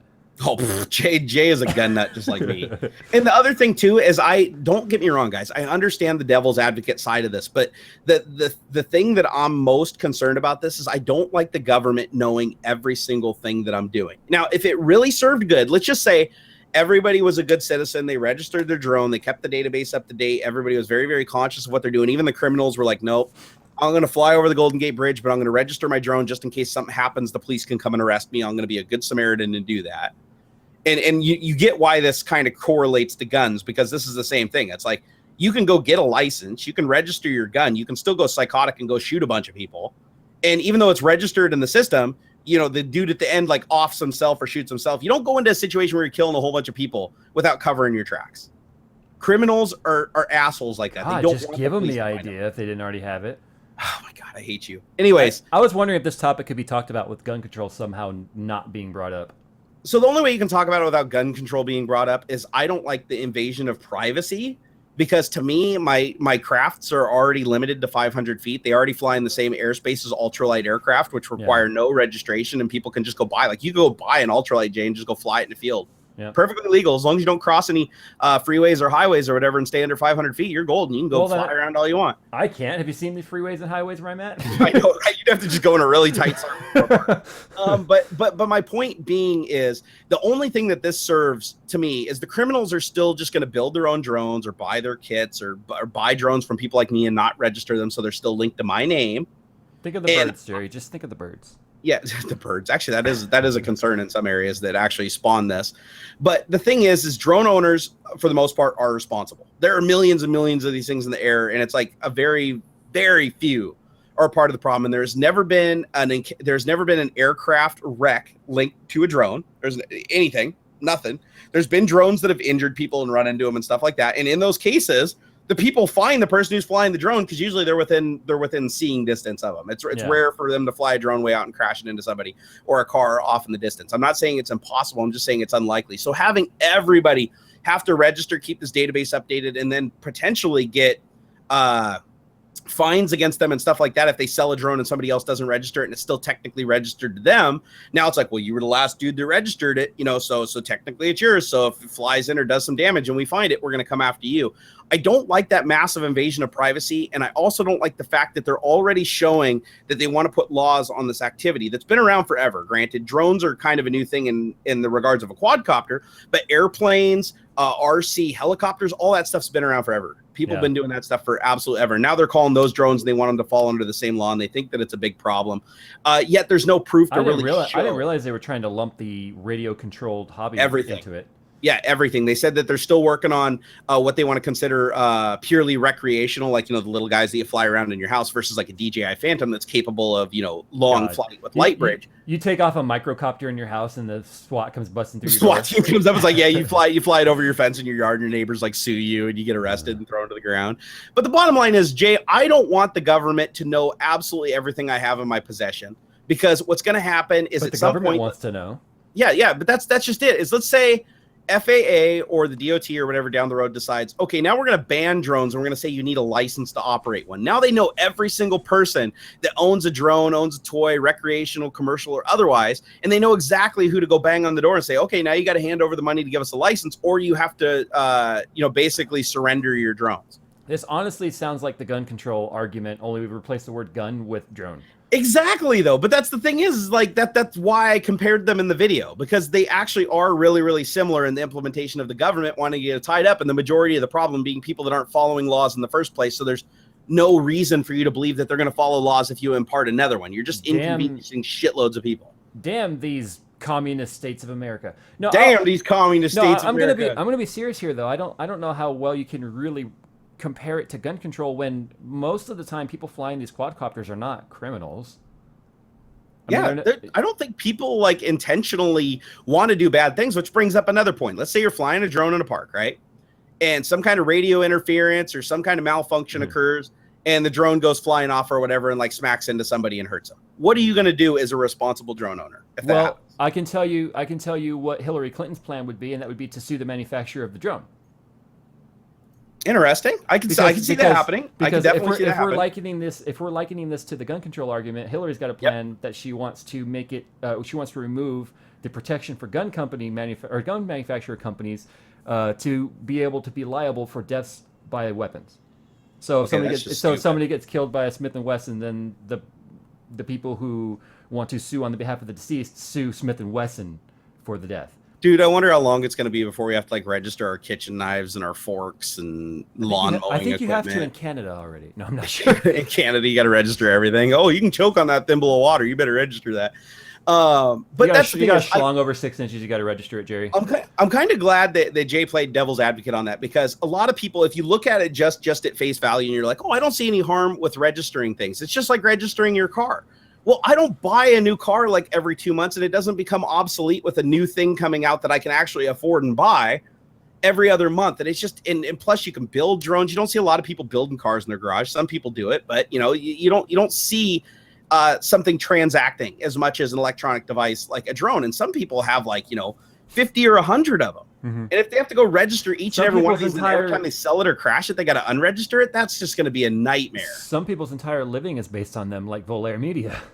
No, exactly. And that's why Volair shot the video at me, is they're like, listen, for commercial stuff, it makes sense to register and get licensed and pay the fees and do stuff like that. But when you can walk into the as seen on TV store and buy yourself like what was that styrofoam drone that started all of this? Oh, the Parrot drone. I actually have one hanging on my wall there. That would be included in this. Yeah, it could be. They have, like I said, they haven't released the guidelines yet as to what they're going to consider it. But in theory, the Parrot does have a pretty good range on it. I mean, you get the Parrot 1,500 feet away from you. It does have a camera on it, and it is capable of flying. I wouldn't say in a lot of wind, but in mild wind, it can actually fly. So I would say that that would probably fall within the guidelines that they're trying to do, because they basically want to condemn any drone that can get far enough away from the operator that it's not absolutely clear who's piloting the aircraft. Right. So that when the cops show up or whatever, they can just look over and be like, "There's the guy with the remote. Get him." And the other thing is, if the things do crash or have problems, how do you prove that it was the manufacturer, the helicopter, or the person flying it? Because there's not enough information to make that. You know what the problem here ultimately, and this is easily tied back to technology to get things back on Tech Talk, because people are saying this has been political talk brought to you by Jay and Jerry. That's true. Technology moves faster than government knows how to adapt. Oh, easily. Yeah, I'll agree with that. And the government is afraid of technology. And let's face it, the government's afraid of technology because they listen to the whiners and complainers out there in the public who don't understand things. So then they are willing to just sign the first piece of paper in front of them that says stop drones. And like, oh, okay, we'll stop drones. So they don't. And the one-sided media, let's be honest, the media, the national media is one-sided because fear sells. Don't get me started on the media. That's a whole other show. Yeah, no, it is. But that's my point is the government panders to that because the media scares the people and then the people go crying to the government. Drone black boxes. Yeah. And it's funny because the drone does keep telemetry. And Philip Grossman, the guy that we had on my video that I did, he came in. He's actually a pilot. He flies all kinds of aircraft. And he's working on his commercial license right now. And he was talking about the drone registration. And he thought one of the reasons why it's a bad idea is because now let's say a crime happens in your area or whatever, and they require you to upload the data from your drone because these drones do have like GPS connections and radios in them. And it's impossible. It's encrypted. It's encrypted. Yeah, it's going to use an Apple A8 processor, so nobody will ever be able to decrypt it. But it's one of those things where it's like at some point now, let's say the government gets to monitor your drone, and they did kind of allude to this in the press conference. It's like, ideally we'd like every aircraft to have a transponder, like an airplane saying exactly what it's doing. And if you fly into restricted airspace, we literally just mail you a ticket or come and arrest you because your aircraft narked on you. Right. Kind of thing. And it's like, and I definitely see that is if I do go, traipsing into an area that I'm not supposed to on accident because the wind blew it or something like that, and I pull it back and I try to correct it and I do everything that I can to say I'm successful in doing that. I don't want the police to come after me for it. You also don't want to fly that blue drone into a blood territory. I'm telling you. Oh, that's the things I have to worry about in my neighborhood, Yeah, I know. If you go inside of the blue thing or whatever, the red or the Black Hawk helicopter is going to come and get you. Don't cross Crenshaw. Yeah, but my thing is, I'm just sick of the government's involvement in my life so deeply. They know everything. They just want to know everything I own. And you should be wearing your Tech Syndicate shirt right now when you say this. I actually should. I totally should. But at the end of the day, if a drone's flying in my yard, I'm gonna throw shit at it. I mean, if it's not flying 500 feet up and just doing a thing, I'm gonna throw shit and knock it out of the air. That's what I'm gonna do. I'm not gonna call the cops and be like, oh, get the transponder readings and blah blah blah. And go, no, I'm gonna put that thing down and sell the parts on eBay. You can't be called a drone hater either because you have them. No, I have tons of drones. That's just it. Is everybody comes up with arguments like, oh, if it was registered, my neighbor flies it over and looks in my window, I can call the cops. Well, if you know it's your neighbor flying the drone and looking in your windows, call the cops anyways. No, just go beat the shit out of him. Don't call the cops. Beat the shit out of them. Vigilante justice. Sell all the parts on eBay and even put in the eBay auction or whatever. This is from my busted ass aircraft. Here's the YouTube video. Get millions of dollars for YouTube video of you like hitting an aircraft out of there. This is the reason why we need our guns. This is the reason why the government could just get out of our business because this entire country was founded on breaking the law. Okay? Exactly. We're all criminals. Let's just be honest. We're all born criminals in this country. We're no better than when Australia started. We're just a giant prison colony of people that didn't want to follow the laws in Europe. I like Notorious B.I.G. I've been watching some of the things he's written in chat. He's now calling this Tech Talk, T-E-K Talk. but I mean, I don't want to say I'm anti-government, but I'm anti-government, so I'll leave it at that. But damn it, you want them to put more cement in your holes. Not really. Not the holes in your body, like on the ground. I got a rally kit on that. They can okay, well, I do. I want them to put more cement in the holes. You're all low to the ground because you're like poor people California car culture. No, I'm like 2 3/4 inches off the ground. I'm 2 serious. 3/4. You can get like 2 fingers under there. Oh man. No, it's actually a little bit less than that if you count my cats because my high flow cats are round and not like oblong. Let's be honest. For you to jack up your car, you have to first slide a 2x4 under the front wheels and drive up onto it first, don't you? No. I actually set my ride height where my low pro jack would touch it. I was like, oh, this is where I get the jack under it. This is where the ride height is. Well, put it this way. When I got my STI originally and it was at -2-degree camber on those 18s that I had, the gold wheels, it was so low to the ground. I could not push. I could not push a low profile jack under the front of it. What I had to do was slide 2 2x4s under, drive the front tires onto them and push them against like a cinder block, and then I could get the jack under to bring the car up. I had to do that when I bought the car, but like I said, I brought it up a little bit. All right, I don't like it that low. Let's go ahead and crowdsource some stuff. We'll go for another 10 minutes. Let's go. We had all these topics and stuff, and we actually had things to talk about to where we missed the crowdsourcing section. Yeah, but still, we covered everything. I mean, I'm feeling good about this. I don't know. Do you guys like us having a structured show like this? We still Jay and Jerry'd it pretty good. I mean, there's quite a few people hanging out, so let's see here. TechTalk. And the thing is anything you talk about that's political, there's always going to be two sides to it, right? I understand that. And I don't think that all of you guys have to agree with me. And even if you support me and you enjoy some of my content, doesn't mean you have to believe every single thing I'm doing. I get a lot of people that come at me. They're like, "Oh, Jerry, you completely disappointed me with your thoughts on one thing." When I love everything else you do, sorry, bye, I'm gone, unsub. And I just look at them like, well, why don't they just go stare in the mirror if they want an image of themselves? I know, right? Like, geez. I'm not condemning you guys for saying that I'm wrong. That's fine. I have friends that think I'm wrong about shit. Hell, Hey, Jay thinks I'm wrong about shit half the time. And I still love do you him. want me to really piss off some people right now? Let's do it. Let's just pissing people off right now. So it cost about $3,500 to do a 6-speed manual swap into my car. But I'm spending $4,200 on a bullet-built auto. No, I don't think that. Well, actually, that's going to piss off the manual up here, especially since you're putting a supercharger on it. But yeah, but also the automatic you're building though is going to shift faster than any manual. I'm actually buying a pre-built. It's a pre-built automatic. It has double the amount of bands and clutch packs in it. It can hold up to about 600 wheel horsepower. What's the shift time on it? Oh, they reprogrammed the valve body, both electronics and the actual mechanical valve body itself, to where when you put it in sport mode and you push up on the shifter, before the shifter's back in neutral position, it's already shifted. See, that's awesome. See, that's a good experience. Unlike now where it's like click and then wait, right? No, my car doesn't wait at all right now. The only time it waits is when I downshift. It takes about a half second for it to build up the pressure and then downshift again. But when I upshift, it's instantaneous. Does that car have a flywheel or a torque converter in it? Well, every car with an automatic still has a flywheel. How do you think the starter turns the motor? Well, no, the torque converter has flywheel teeth on the side of it, Jay.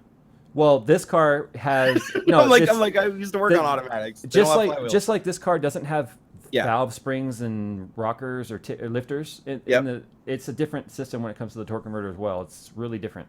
It's electronically shifted though, right? Like yes. The gears in it aren't shifted by centrifugal force on a torque converter. They're shifted by a computer saying, "Oh, it's time to go to another gear." When you take the valve pen, when you take the valve body cover off of the bottom of the transmission, which is also where you would change the filter for the fluid, you are met with the valve body and a shit ton of electronics and solenoids.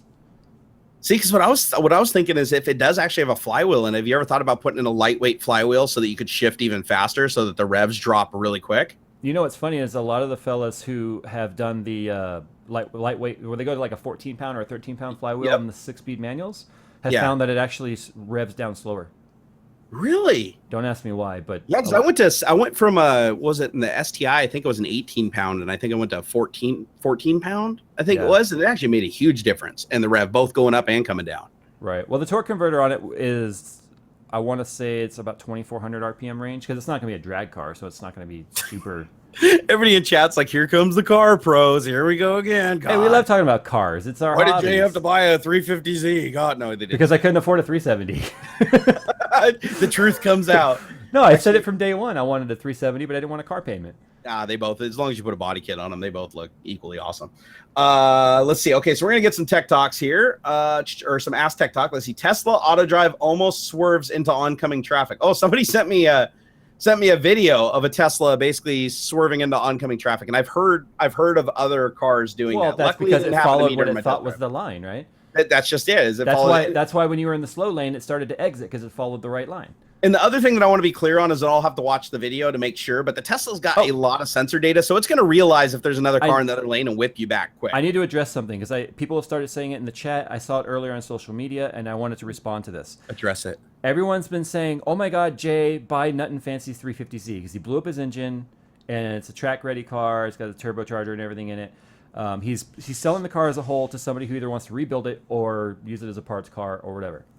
Nut and Fancy's car, his body kit, his layout is like perfect 350Z as far as I'm concerned. I will not and cannot buy it because I'm in California. And the only way I could bring the car in here would be to completely rip off everything he's put on it when it comes to the turbo system. And because it's a rear-mounted turbo, a remote-mounted turbo in the back of the car, it's a lot of work. That's the only way you'd be able to get it like carb certified and all that? Right. So the only way I could take his car and then drive it would be to do the same work to his car that I need to do to mine, which would be take out all his turbo system and put the Vortec in it. And because his engine's already blown and mine's not, it would cost me more to do that in his car, and my suspension setup is actually better than his. Well, how much does he want for his car? It's going to YouTube bidders. I just think it'd be cool just to buy it, just so that I could have a little 350Z on my lawn with grass growing over it, just like the STI. That'd be awesome. Well, I gotta find a way to spend this YouTube money, man. It's coming in so fast. I've been waiting for YouTube Red to like drop my revenue, so I don't have to worry about spending so much money. I honestly thought about buying his car and then putting my drivetrain in it, my engine and supercharger in his car, and then just selling the automatic as a bit of a project car. But you know what though? You know, the guy that's working on my car now, because my car, I told you my car is part of the project cars for Fontana Nissan Race Shop. Yep. And I actually got to talk with their master mechanic who is in charge of their GTR team. And you know what he told me? He said, if I get a 370, I better get the automatic. I'm like, what? He's like, yeah, get the automatic. Really? The automatic that's in the 370 with the 7-speed, double clutch, and paddle shifting, apparently, apparently the 370 with the automatic is faster than some of the Nismo 6-speeds, depending on the driver. I'm watching the Nut and Fancy video right now where he's driving it. Oh, my God. He drives that car. He drove it on the track more than anywhere else. Yeah, no, that's a sweet ride. All right, grab some topics. People are getting pissed. Sorry, I won't do a rocket bunny because I don't want a wide body. All right, so Andrew Mordini asks, why don't you play paintball anymore? Me?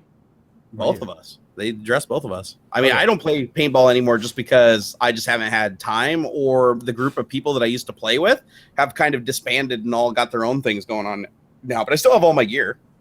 I played airball with Coconut Monkey in semi-pro league. If you guys are in Southern California, I used to play ASG.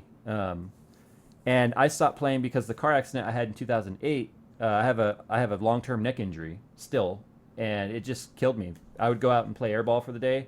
I'd come back and I'd be in bed for 2 days because my neck would completely flare up. I have a bulge disc between C3 and C4. And so all that constant head movement, you know, when you're behind an airball bunker and stuff, just wrecked me. So I stopped playing because of that. I would love to still play paintball even today, even though I'm all out of shape and everything like that. I just got to find a group of people that are local that want to do it. And the problem is the closest field that I have is, an hour plus drive. Yeah, so. ASG was 15 minutes for me. Yeah, see, and they used paintball fields used to be everywhere, but then the sport kind of fell off and they weren't very profitable. So now the only ones that are still alive are like the really big operations, and they're far and few between. Well, you know, Coconut Monkey's job is when he's not going to school, he's an airsmith and he works at a paintball store. Yeah, you were telling me about that. I should send him my gun and get it all gone through. Oh yeah, he could do that, but he'll be the first one to tell you that paintball itself is dead. Most of their customers now is airsoft. That's true, and I've got all the airsoft gear too. I've got M4 A5 that's all been upgraded to a system of high speed and fully metal gearbox. I got an MP5 A4. No, it's MP5. I want to say A4, but I've got the MP5. I've got a couple of pistols. I got a bolt action sniper rifle, all gas operated. My A4 is AEG electric. But yeah, no, I got all that stuff just sitting in my gun safe. Haven't used it in years, but I used to play for a team called Phantom Force. Look it up. You can probably find some of the old videos of me just letting them light me up from 10 feet away and my chest's all bloody and everything. Yeah, I used to do some dumb shit back in the day. Used to do different dumb shit back in the day. Austin Pierce asks, what are your opinions on motorcycle riders? I wish I was one. My wife won't let me have a motorcycle, though. So you understand, the area I live in is full of douchebags on bikes.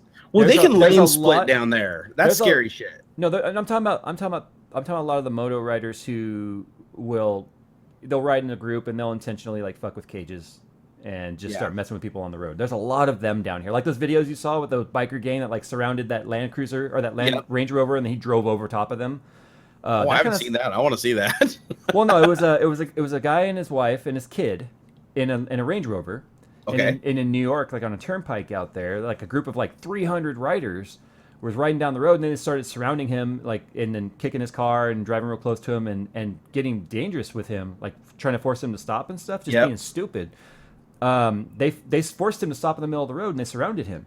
So you know what he did? Because he had his wife and his kid in the car, he gunned it and ran over several of the bikes and one of the riders to get away. Well, ultimately, at the end of the road, he hit traffic, and then they pulled him from his car and beat the shit out of him in front of his wife and his kid. One of the people who pulled the door open was an off-duty cop. Whoa. Yeah. So it was. But that kind of stuff happens down here in the LA area too.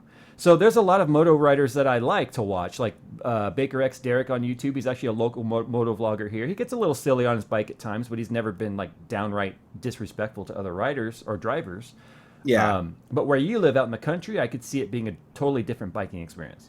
And I'll be honest, we have dickheads out here too. I mean, I had to actually get out of my truck with a tire iron once and scream at one of them, and they went flying through an intersection up over the sidewalk. But that was because they were trying to run me off the road. Me and their friends kept lane cutting in front of me, and like forced me off onto the shoulder because it was either that or I hit him, and I didn't want to hit him, obviously. The problem is a lot of these guys now wear GoPros and stuff on their helmets, and they want to get footage of things happening, and sometimes they'll force things to happen. Well, that guy almost got footage of a tire iron beating his GoPro off his head, but he was smart enough to run a red light to get away from me. And then I looked around and I was like, "Wait, I'm out of the car with a tire iron." And a bunch of people are looking at me. I should probably get back in the car. If you hit somebody riding a bike with a tire iron, don't hit the helmet. Hit their neck. Hit him in the neck. That's good. That pro tip from Jay. I can't stand when I see like pro racing rivals get out of their cars and start punching each other's helmets with their fists. It's like, how stupid are you? Their head like barely bounces back. They're like, "What are you doing?" Then they punch them in the helmet. If you got a tire iron and you're going to go against a biker, hit their neck. It's the neck. It's the neck. That's the specifically the back of the neck. Jay, hit the back of the neck. You're a genius, bro. Let's see here. So Jaden H asks, in your guys' opinion, what is the best headset for gaming for under $150? It's kind of a weird number. Is that kind of like a price point for gaming headsets? I don't know if it is $150. Yeah, it seems like a really weird area because usually they're like around $100 or they're up $250 plus. Yeah. It depends on if you need headphones or not. Not headphones. That's the dumbest thing I've ever said. Mic. Thank you. Well, he said set, so I'll assume a mic. Assume a mic. So Barodynamic MMX 300's out of the whack. What are the Game Zero's price point now? Are they like $200? Well, I thought they were always around $249. $249. So but you're getting hi-fi like studio grade headphones with a pretty decent mic. Yeah, can you find Astro A40s for $150? Or are they still I don't up think there so. Too? Because Astro A40s they're old. You probably find a used pair, but they're really good. Because isn't A50 what's out now? The only problem I have with the A50 is everybody says because they're wireless, they have some audio hissing issues. Even the A40s I'm seeing are still $200. Are they really? $179 in some places. Yeah, if you want an actual headset, I don't think I really have good recommendation. Maybe what about the SteelSeries ones? You used to use the SteelSeries, didn't you? No, I've never used SteelSeries product before. Corsair? Okay, the problem I have with Corsair is it's very similar to Logitech, because once you're in the gaming headset category, the audio sounds like crap and the mic sounds like crap. I don't know what it is. It's like putting the word gaming on a headset is almost like doomed for the sound quality for it. So I honestly would say, if you're okay with it, buy a decent set of headphones for around $100. I don't know, headphones for audio. What would you recommend for $100? And then add a mod mic. Oh God, for my absolute favorites. God, where are they right now? I gotta find them now. Oh, right here. Okay, these. There we go. These guys surprised the hell out of me. Again, my friend Adam turned me onto them during a deal. I got them for $60, but I think they retail around 80 or 100. These are the Sony MDR V6s. They're actual studio monitors. Okay, and it's got and the can is perfect to stick a mod mic on that, and it's within the range. Massively comfortable, flat to put a mod mic on, incredibly comfortable. But the sound on these, they produce very, very clean bass without sacrificing treble. I'm not going to say that they're like fantastic as the high-end Sennheisers and stuff like that, but out of all my headphones that I'd say even all the way up to the $250 range, I like these the most, and they're under $100. The MDR-V6s, if you can get a good deal. They look comfortable. They don't look heavy or give you fatigue. They're not. And they've got this cool they've got the accordion cable, doesn't get snagged up on everything. Does it come with multiple cables? As a matter of fact, I'm going to buy a mod mic for this tonight. That's it comes with the adapter on the end, so you can plug it into both 1/4 inch and 1/8 inch. But does it have a straight cable for like smartphones and stuff, or just the? No, it doesn't. It just has, and you can't take the cable off. That's one of the unfortunate parts. It doesn't have a replaceable cable. But God, do they sound good? I was genuinely shocked when I took them out of the box and I tried them for the first time. I was not expecting it, and they use next to no power, so they sound fantastic on iPhones and stuff like that. Get really loud and really clean. So I would say get that, and then spend about $30 for a mod mic. Yeah, mod mics aren't expensive and they sound fantastic. I have one. Yeah, no, I haven't used one personally, but a couple of people that I've listened on Twitch that actually had them, they actually sounded like they were talking on like an A2020 or a Blue Snowball. Yeah. They sound that good. So that would be my suggestion. Don't get just a ready-made headset. Just go ahead and get, a pair of these Sony MDR V6s and throw a mod mic on it, and you'll absolutely love it. You absolutely love it for the money. You just put it on the same side, the cord's coming off your left ear, and then you use the clips for the mod mic cable to clip it next to that one. It makes the cable a little bit bulkier. Yep. But yeah, and it's magnetic. You can take it off easily. You can flip it up out of the way, and it's going to give you better overall experience. In my opinion. I'm actually going to do that. I'm going to order mod mics for a couple of my headphones. I wanted to in the past, and it just completely slipped my mind because honestly, the headphones that I listen to are so much better than any of the ones that have integrated mics on them, with the exception of the MMX 300s, which are basically like the Baradynamic, 700s with a mic on them. Well, what I did was I put my mod mic on my Audio-Technica M50Xs.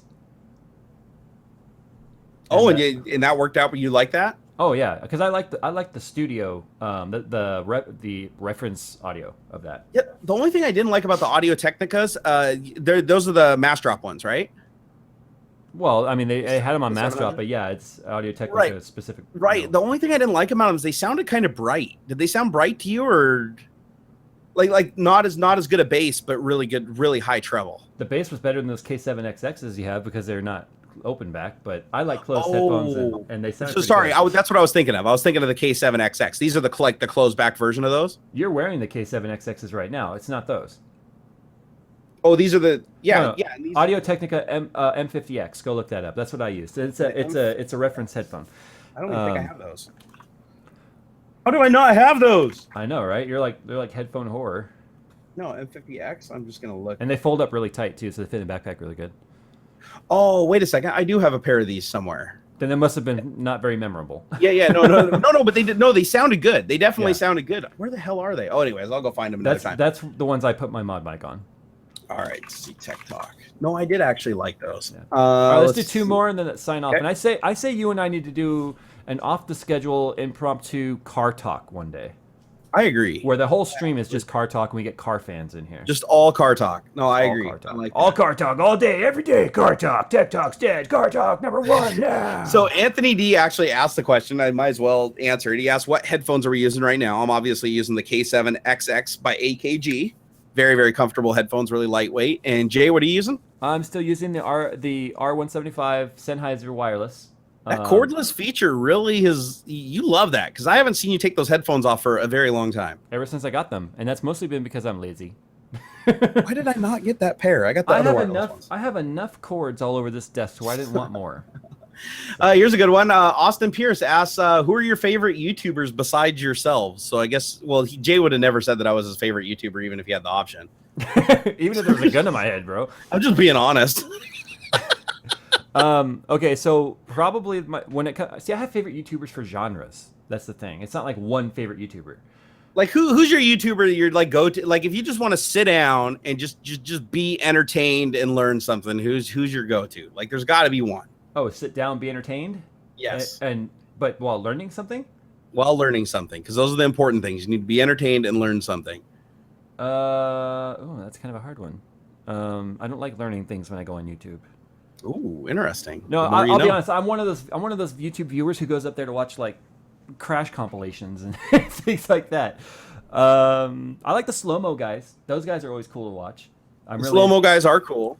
Slow-mo guys is cool. When it comes to comedy skits and stuff, Nigga Higa is one of my favorites. Yeah. Well, let's okay. So yeah, we'll do both. Like for classes of videos, like your go-to class of videos is like the Rex and stuff like that, right? That's like regardless of who makes them. That's just you like that style of video. I like just the candid, caught on camera kind of stuff. Okay, so for me, is that weird? Is that weird people out? Like, is that weird to think like, oh, he's a popular YouTuber who does tech, but he doesn't watch tech stuff? That actually is a little weird. I don't know. Okay, so if I had to say my favorite YouTuber that I watch for like just pure entertainment factor and the laugh would probably be like Dorkly. Dorkly, never even heard of him. Absolutely cracks me up. He does all kinds of like remixes of like video game videos and stuff. Go look up Dorkly. You will laugh your ass off. And as far as like educational and entertaining, it'd have to be Ben Heck. I got to give it to Ben Heck. I'm gonna read my subscriber list. Are you ready? Do it. This is my complete subscriber list, and let's be fair. I really only subscribe to like one or two per genre because I don't like. If I have too many subscriptions, I won't watch anybody. Fair enough. All right, so number one on the list that shows up is kind of funny. It's Barnacules Nerdgasm. Yeah, I knew it. Let's followed by Paul's Hardware, Drive. You ever watch Drive? Yes, I love Drive. Drive. Scott and Carrie Ann. It's actually one of the guys over at Fontana Nissan who does moto vlogs. He's one of the guys that works on my car for the race shop. Nikki and John vlogs because I recently met them and I like them. Chris Fix. I've actually used Chris Fix for some basic stuff on some cars sometimes. I'm like, how do I pull a ball joint? I'll go look at Chris Fix. Holiday Doc because, he helped me get started on YouTube. Pop's 2 cents, my dad. He hasn't done anything in a while, though. Global Cycling Network for my cycling stuff. Baker X Derek is the only moto vlogger other than Scott and Carrie Ann that I follow. Deus Kane. I have no idea why I follow Deus. No, I'm just kidding. Singularity Computers. Guys, he was one of the first subscriptions I ever had with Singularity Computers. Funker530 for all of my military stuff. I'm apropos. Jorg Sprave, whatever, the slingshot guy. Frog, yeah. Slingshot guy. Love that guy. Jorg Sparg. Boogie. How It Should Have Ended. Such00 for some gun stuff. Mitchellect.com for some gun stuff, obviously. Iraq Veteran 8888. Obviously, I've got a lot of gun guys on here. And the guy said I was for gun control. You believe that?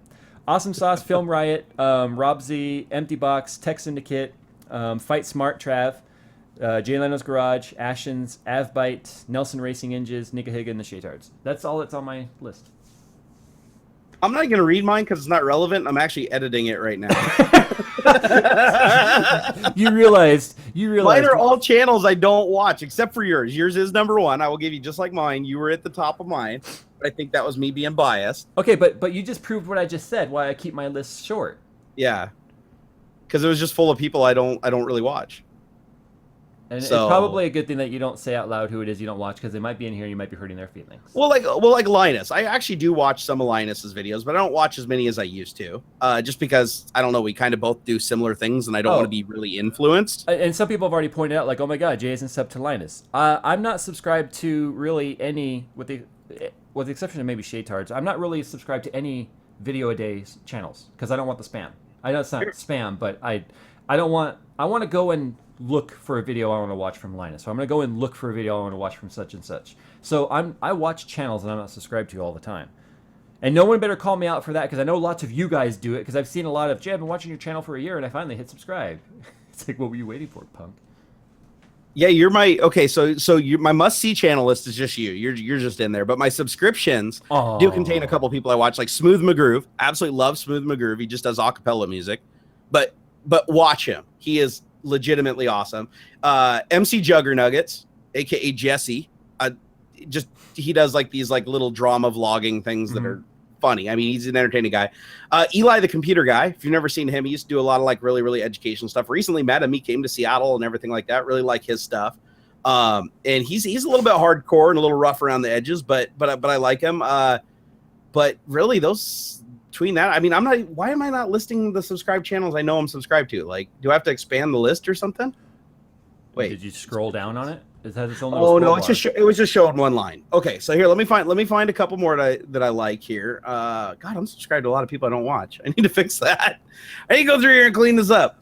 Let's see. Philip Grossman just recently subscribed to his channel. He does a bunch of UAV stuff at Chernobyl, like flying quadcopters around. I know for a fact I was subscribed to the Smoking Tire, but it's not on here. See? Yeah, this shit's broken, man. Best channel on the entire internet. Zach Anner. JayzTwoCents. Oh, sorry. Nope. Zach Anner. ZACHANNER. He has I think it's like he has like a form of like multiple sclerosis.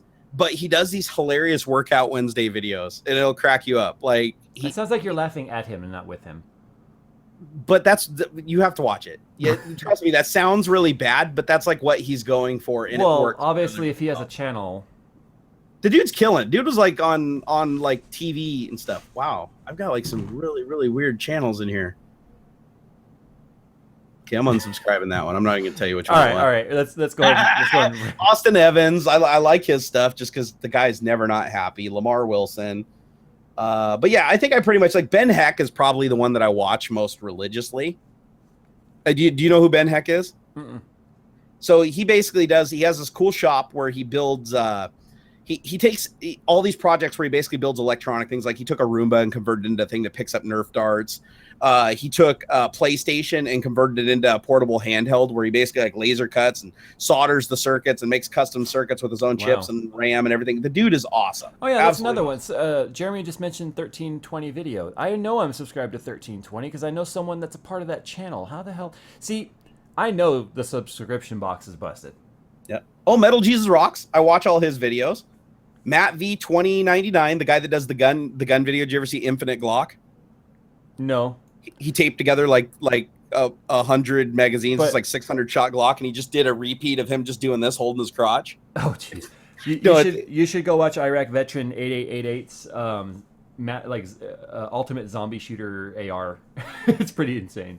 Who is it again? I'm gonna check it out. You can check it out after the stream, but it's Iraq Veteran 8888. It was several years ago, but he took an AR and it has like, I don't know, 9 magazines or something on it.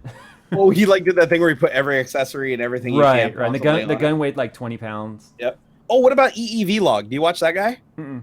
The Australian guy who's like taking electronics out of boxes and like opened them up. Like somebody sent him a what was it, a vibrator, and he took it apart and showed the electronics inside of it and how it works. Oh, geez. Anyways, he's a really funny guy. He opens up everything with a giant Bowie knife. All right. Well, let's go. Let's update the straw poll here. Let's see the final specs. So 1,040 people responded to the straw poll, and it went up quite a bit since we started the stream. And what's funny is the percentages stayed exactly the same. 66% no, they're not going to subscribe to Red. 24% said they don't care. They use ad block. 10% said they are going to subscribe to Red. So you know what, Jay? I think you might be right. I think we might be just fine. I don't think we're going to see any change. Yeah. I'm not concerned about it. And if only, let's say the 10% number is real, 10% of the people sign up for Red, YouTube's prediction of making more earnings for content creators is negated by the low adoption rate. Interesting. Well, we'll just have to wait and see, won't we? So that's where you're going to still see a lot of this. Video is brought to you by Dollar Shave Club. Oh, and that's never going to change. That's never going to change. And if YouTube changes the rules, they're just going to be like, this video was brought to you by me, but Dollar Shave Club sent me this box and it's got some stuff in it. I'm actually doing a razor ad next month, but it's specifically for Movember awareness. It's not just the razor, it's about Movember, so I figured that was an okay cause. All right, it's time to get out of here. We had a 2-hour stream tonight. That was actually Holy crap, I didn't even realize time flies when you're having fun. It was good when we didn't do a stream last week, though, because it was my anniversary, so we made up for it. Yeah, by the way, happy anniversary again, bro. 10 years married. 10 years married, and you didn't pull out at least twice, dude. You're brave. At least twice that I know of. At least twice. All right, guys, we should just end on that note. I know. We're going to get out of here. And I do think Jerry and I, sometime in the very near future, do need to just do, like, maybe on Twitch or something, just straight up car talk. Just straight, you know what we should do is we should pick a game, a car game. We don't have to hook up our simulators or nothing. We can just sit here and just play with the controller. While talking? And just play while talking. Just doing laps around a track. We're talking about cars. We should do that. You mean crashing into every wall because we're not paying attention to the road? And we're going to probably be using like Xbox 360 controllers, so it's going to make it even worse. I have a Logitech one, so I'll try that. Let's do it. All right, guys. With that, we're going to unroll the outro. Make sure you follow Jerry on Twitter and me and unsub Jerry and resub me. All right, guys. Like to be followed. The outro. Go. All right. I hope you guys enjoyed the show. We talked about things. There's topics. Yeah. We've been doing topics since before topics were cool. Yeah. Yeah, I drive a Buick. Not really. And if this YouTube Red thing doesn't work out, we'll just see you all in Vessel. Yeah, it's fine. I mean, there's always Vimeo, right? Vessel and Vimeo. What Bye.